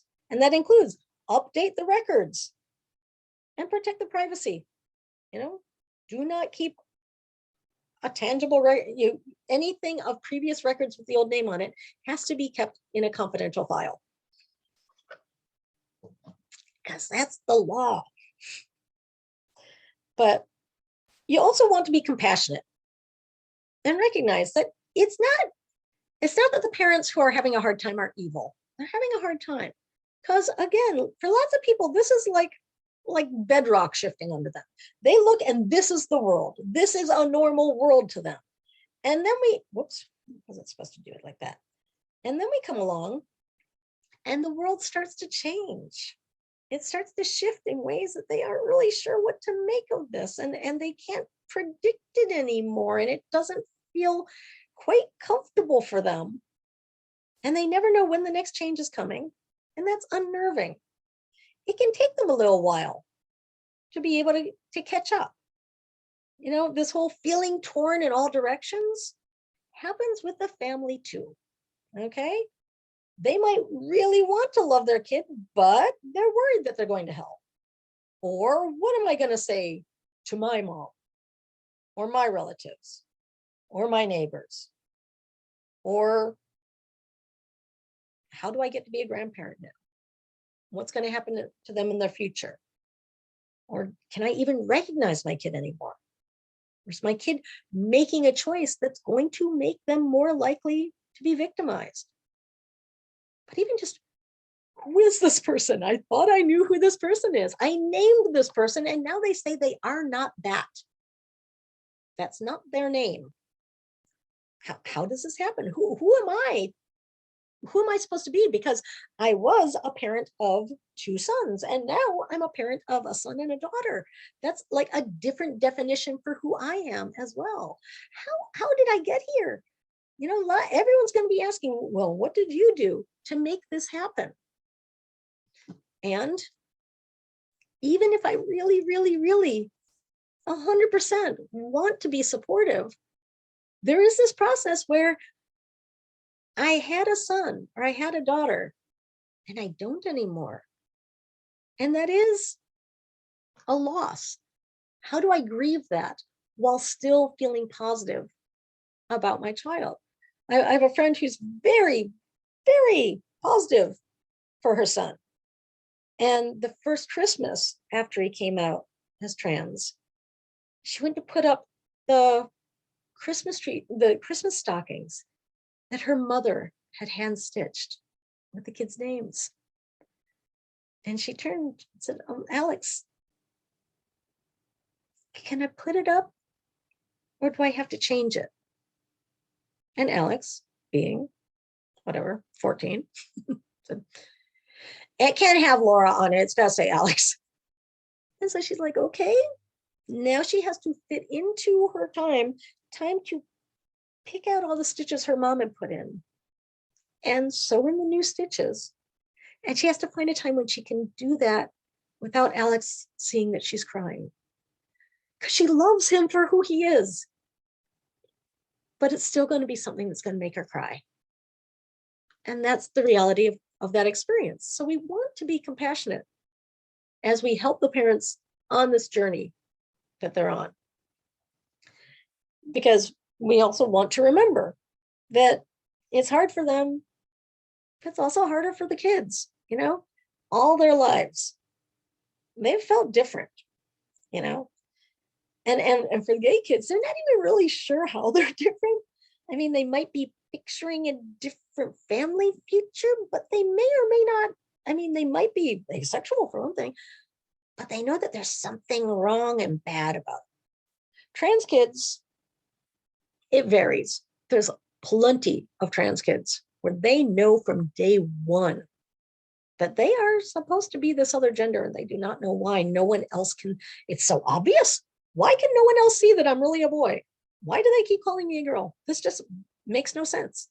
So, but as they move forward, there's really not a lot of role models out there.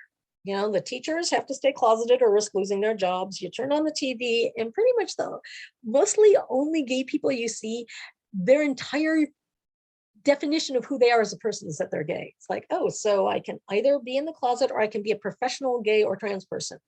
And that's all anyone will ever know about me. You know, I'm going to talk about some shows. A show that I loved is there's a science fiction show called Another Life. And it just suddenly hit me like 5 episodes in that they'd never mentioned the gender of one of the characters. And that I actually didn't know the gender of the character. And I went and I looked it up and on IMDb, looked up the show, and yeah, they are a non-binary actor playing a non-binary character, and there's just no gender there to get a grip on. And I was like, that's so cool, because the show totally didn't make it about that at all. It was a science fiction show about, can they survive this trip? So that was very cool. But back to the kids. They face having to come out knowing that not coming out makes them feel like crap. Coming out might make them feel dead or beat up or ostracized or homeless. So it's tough.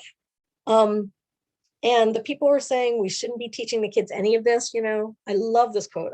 One of the videos I've got is a TED Talk by Ivan.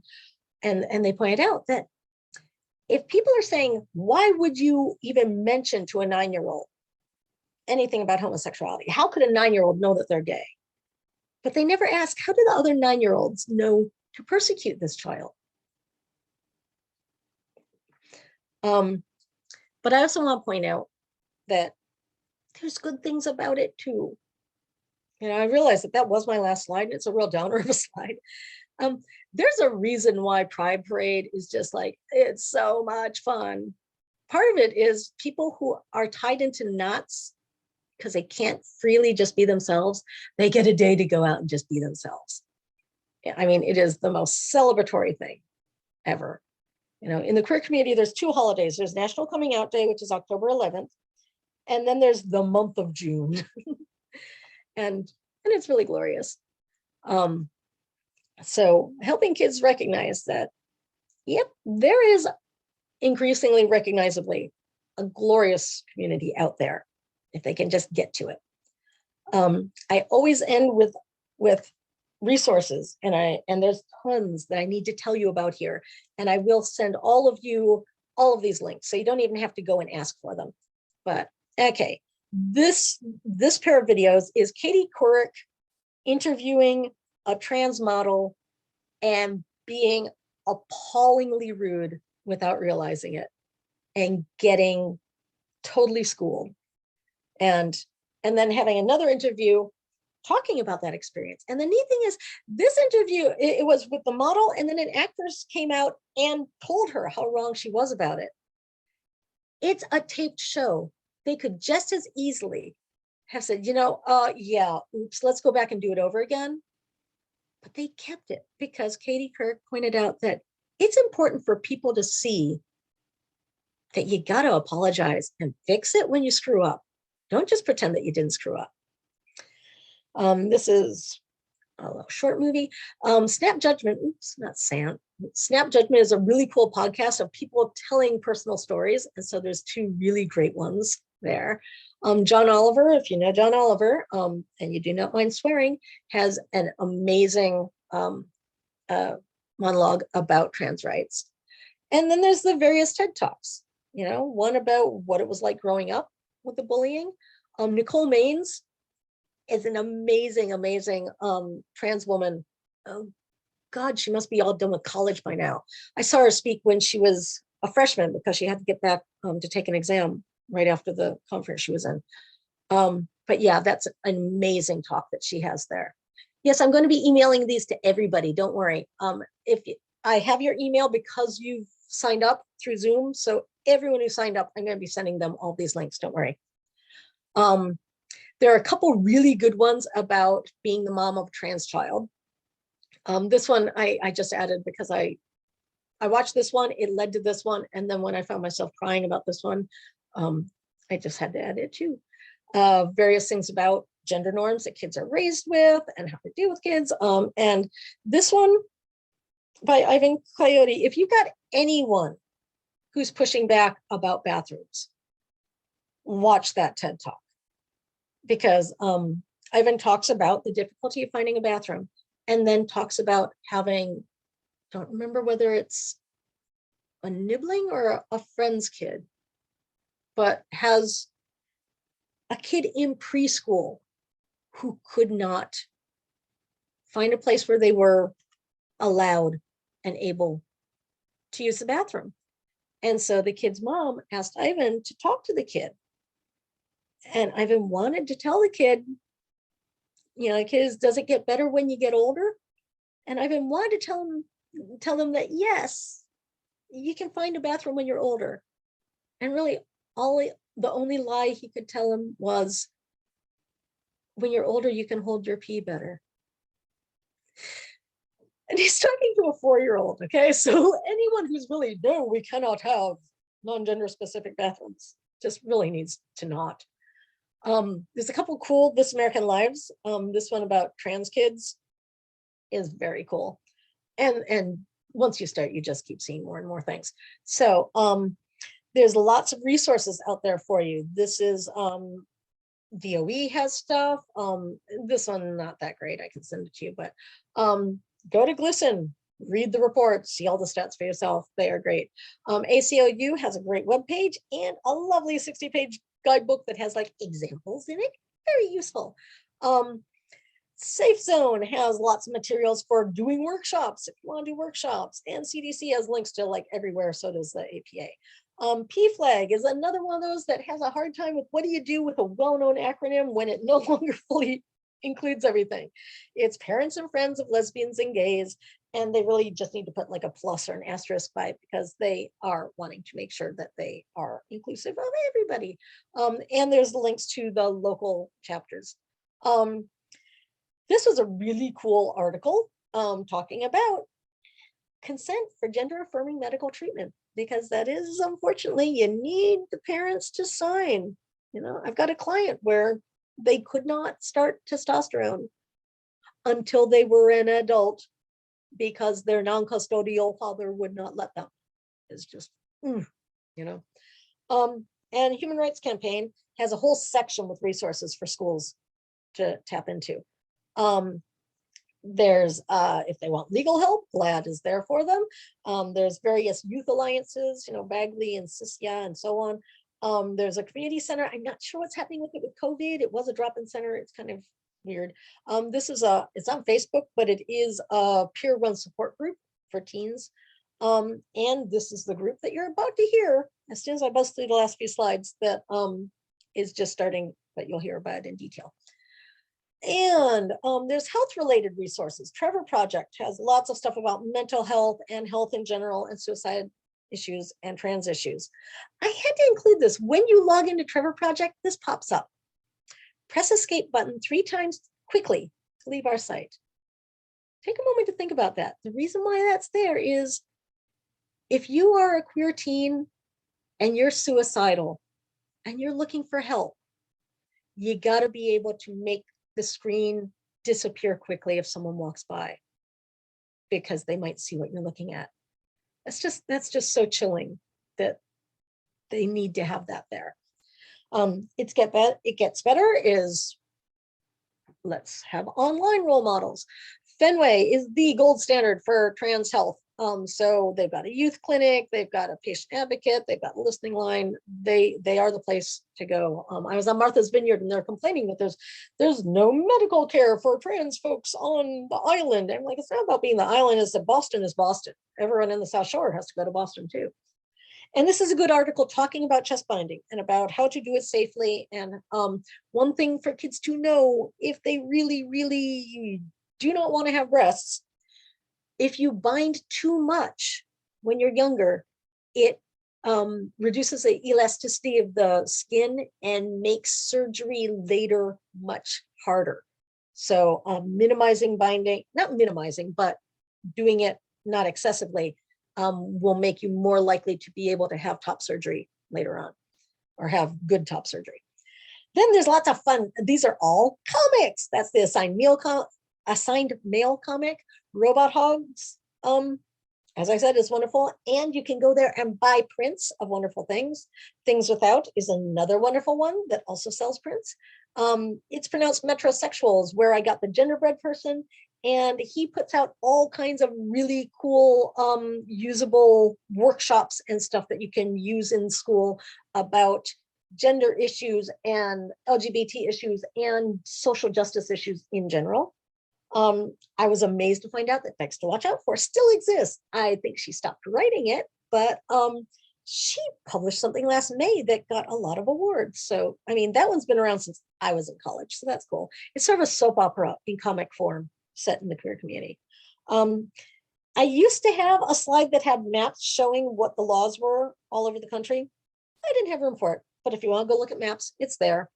And then this is a great article. If you got anyone who is on the TERF spectrum saying, yeah, but only real women should be able to go to feminist things, read this, it'll help. And I decided not to even try to do media, but I did want to highlight a few cool things. Okay, One Day at a Time, the reboot, which has Rita Moreno in it. It's great. It's about a Cuban family with a single mom and so on.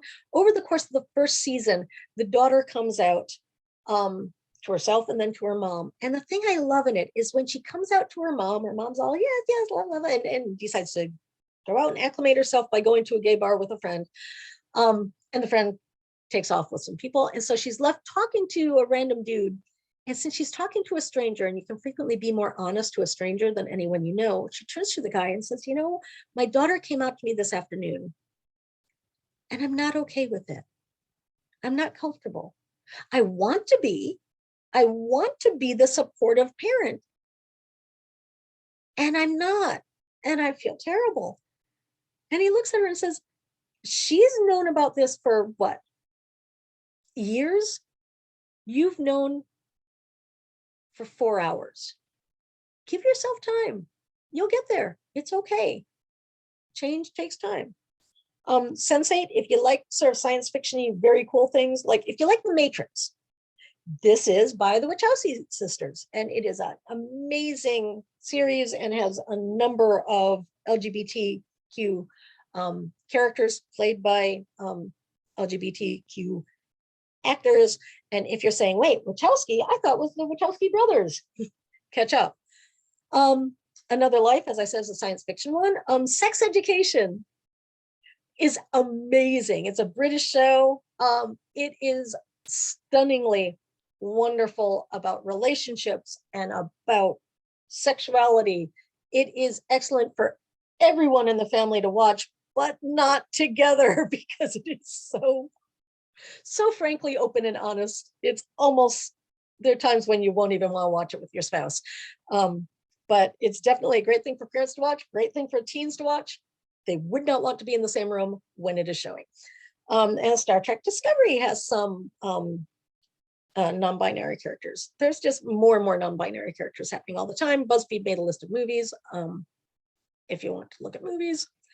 And so now I'm going to enable Joseph to share screen so that he can show, well, actually quickly, does anyone have any questions? If you have questions and you need to ask them before you leave, you can do that. There's something in Q&A here. Oh, you're just putting gay straight lines there. Okay, so I need to make him, I believe. I'm promoting you to panelist. So now you should be able to share screen.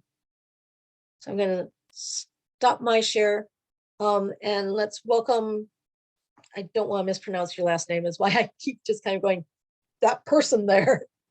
Joseph Sandagato, how'd I do? To be able to tell us about a new program that's available for parents and kids, which is really cool because there's a lot of associated people that are just like, who else can I talk to that understands this? Thanks, Julie. Well, I apologize. It bumped me when you made me panelist. I am back. It doesn't look like I can turn my video on, but I can. I should be able to share. Let's see. Share screen. Here we go. All right. Well, thank you for having me. I am Joseph Sandagato. I am a gay father of 7 adopted children.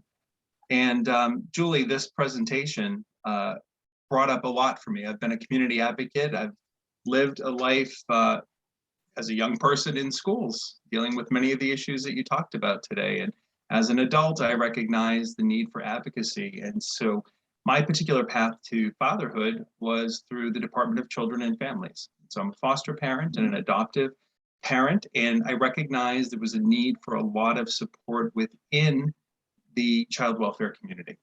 And so a little bit about me personally, but professionally, I sit with a statewide group called the Massachusetts Family Advisory Council.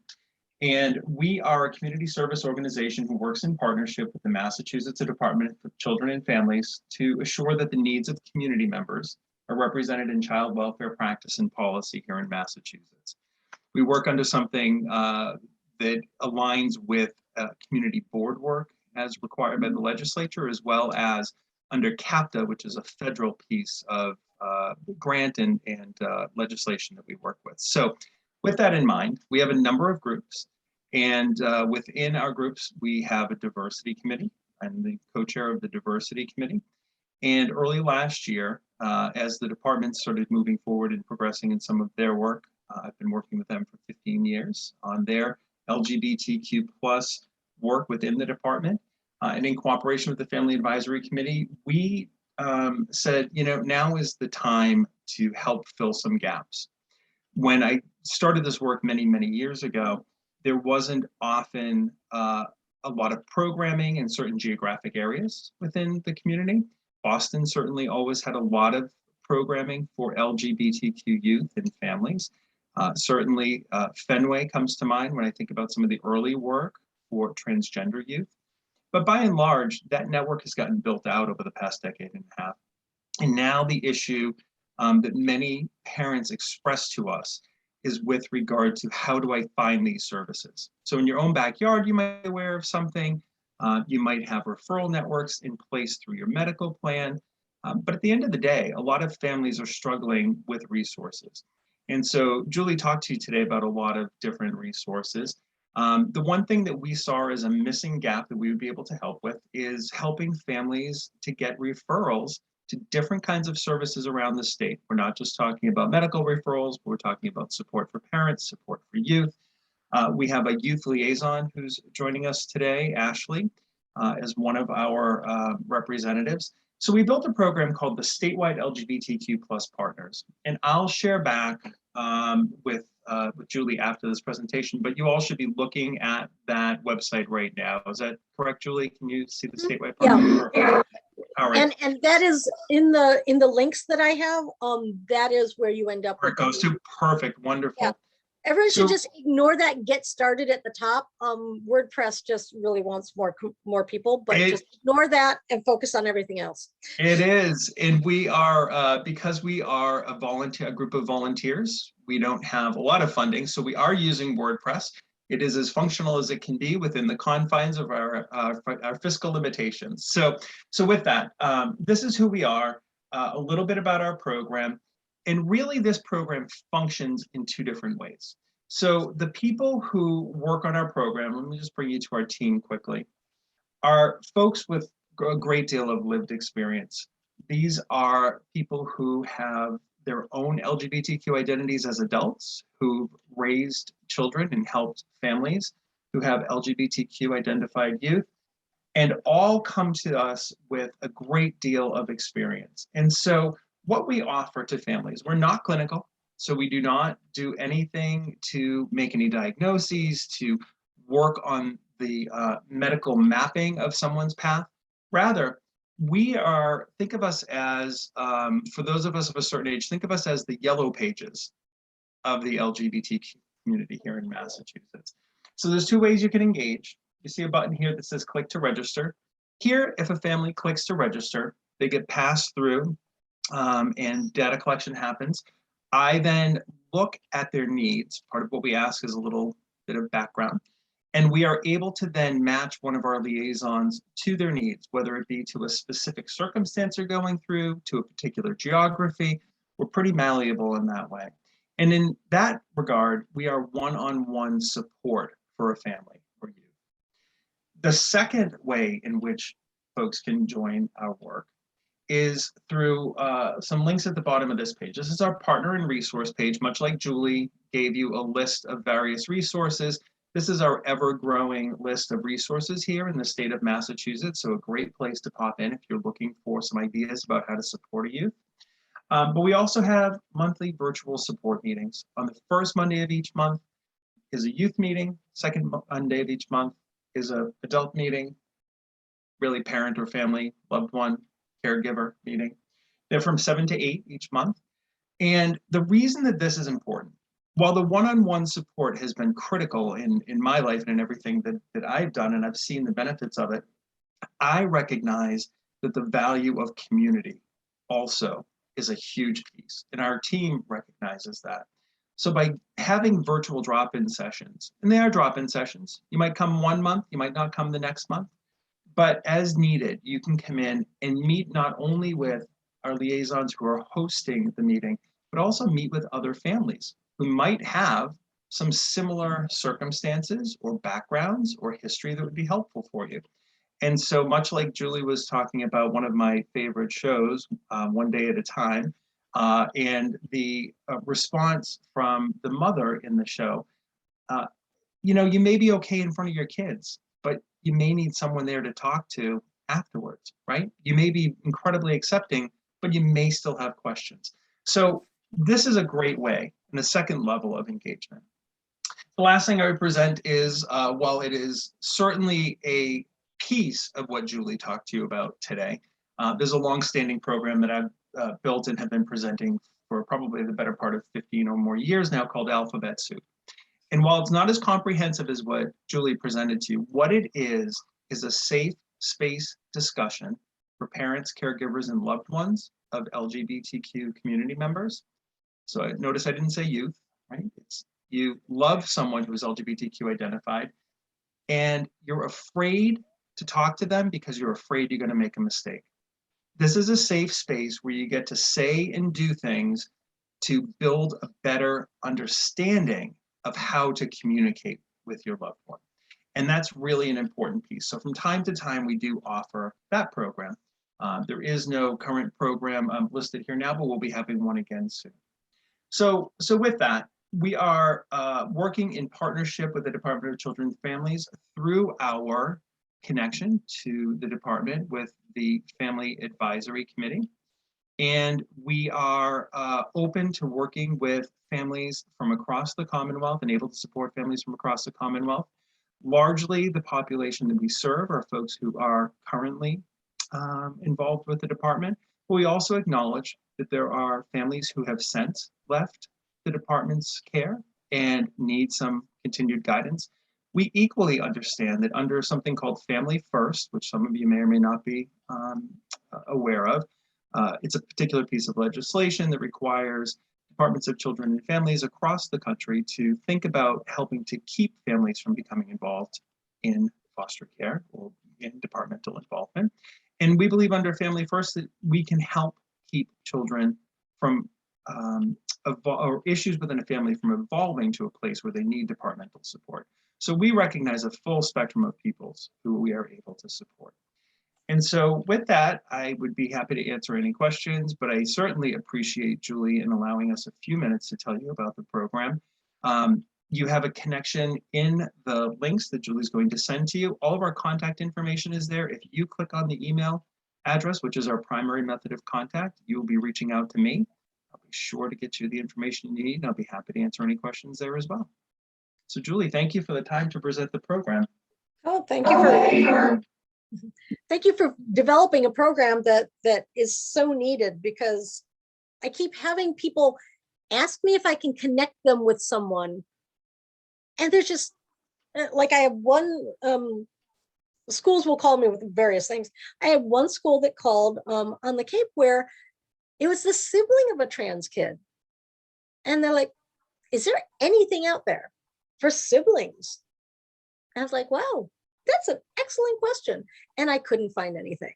And at one point I had a mom come to a presentation, and normally it's just for staff, but the staff were like, can this mom come please? Because she's got a trans 9-year-old and she did not know anybody else going through what she's going through. And she'd like to, have at least some time with people who are not giving her the hairy eyeball. Absolutely. And that's an important point. You mentioned a number of groups. There are a number of ways you can connect. PFLAG often comes to mind for people, but the geography sometimes is important. Yeah. Sometimes the topic is important. And so we recognize that we will continue to grow a very robust program based upon the growing needs that people are expressing. And you're right. It's, at the end of the day, I think the hardest thing to be in this process is alone. Whether you're a parent, whether you're a youth, to be alone, to feel unheard, to feel unconnected. And so that's at the basis of this program. It's a way for people to begin to make connections. And we know that there are a number of ways that people can do that. But in spite of all those ways, we still have a lot of families who just aren't getting the resources, guidance, and direction they need. So that's our goal. Yeah. I'm delighted that you've got something for helping people learn how to communicate, because a big problem that comes in the communication is that on the one hand, you've got the LGBT person that is worried that the other person is going to hate them, is going to be rude, is going to be homophobic or is going to be nasty to them. And when you are really, really scared of something and it's really noxious to you, you tend to project, which means you see it. If there's any little sliver of it, you see it.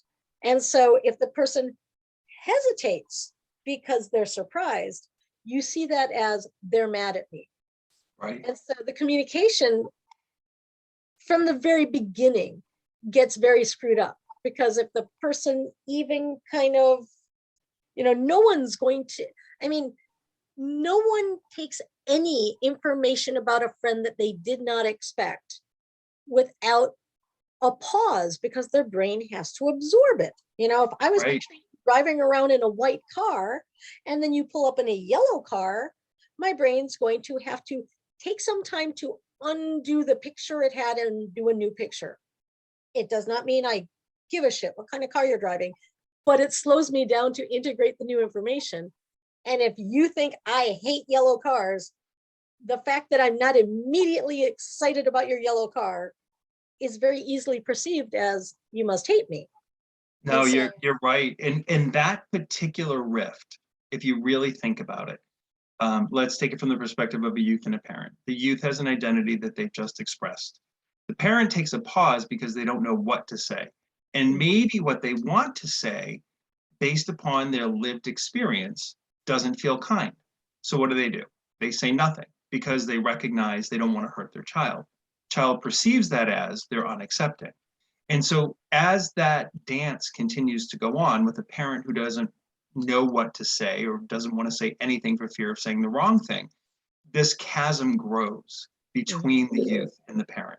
So the intention with that program, what we try and do is insert a safe space for the parent to dispel some learned behavior and myths and to get questions answered. Also to begin to practice using compassionate language. And when we see that happening time and time again, that, as I said, that program is about a decade and a half old. I've seen families come together in a way that's very, very different. And it's not just youth and a parent. It could be an older parent. I've had couples where one person has changed their identity later in life. So there's lots of scenarios, but you're right. It's having that space to talk, to make the mistakes. And in the case of, we keep using one at a time, the fact that she had somebody she didn't know in that bar that she could be honest with, it may be very different than in your environment. At home, you may have a spouse who may agree or disagree with you, family members who feel one way or another. You really don't have a safe space to process your thoughts. So that's what it's all about. Yeah. And eventually you talk to other people and you get to hear funny coming out stories. Absolutely. I knew someone who went home from college and came out to his family as gay, goes back to college, and like a year later, he starts thinking that maybe he's more bi. This was back before pan was invented, so it was bi. Right. And he goes home and he tells his mom, the first time was easy. It was like, Mom, Dad, I'm gay. Here's the books. Let me know if you have any questions. Second time he goes, he's like, Mom, Dad, I'm beginning to think that maybe I might be bi. That's when the parents blew up. They're like, what do you mean you're not gay? Because they've been spending a year picturing being the cool parents of the gay kid, welcoming his husband for Thanksgiving, because this is back in the 80s when they were going to be the cutting edge cool parents. And now there was some chance that he'd show up with a girl, and that would just be so less cool. And they just like blew up at him for it. So that's where the change in language is so helpful. You use an example of pansexual versus bisexual, right? Being under 30, over 30. And I would agree with you. But also the idea of non-binary questioning, this period that people often go through where all teens at some point have to figure out what their identity is, right? And some people carry that into their 20s. What's interesting is in your story, in today's context, that person may have just been questioning until they figured it out, not feeling the need to have a label and then to relabel and to, not that there's anything wrong with relabeling, right? But we now have space. We now have space. And I think that's important for people to understand, especially people of a certain age like me who grew up one way and we're now living in a different world. And I'm fortunate that I've been able to adapt and follow along, but it's a whole different space. So I remember noticing in college, it was like there's the queer people who stop to actually think about what they are. And then there's everyone else who's proceeded as programmed without ever stopping to ask, and just kind of assume that everything will take care of itself if they stay on track. And they would tend to not have as much communication in their relationships and stuff like that. It was fascinating that going through the hell of figuring out who you are gave you a lot of skills for actually being able to communicate about this stuff. But for the bi-pan thing, my one last funny story was when I was working at this unit where there were many trans folks. One of the kids told me that they were pan. And it was early in me hearing the term. And so I asked what pan meant, and they explained it. And I'm like, oh, yeah, that sounds like what I'm used to hearing is bi. And they said, oh, no. Bi people, very much, you have to be either male or female. Right. For them to be interested in you. And they're really more focused on like the superficial of what people look like and appearance. And I looked at them and said, really?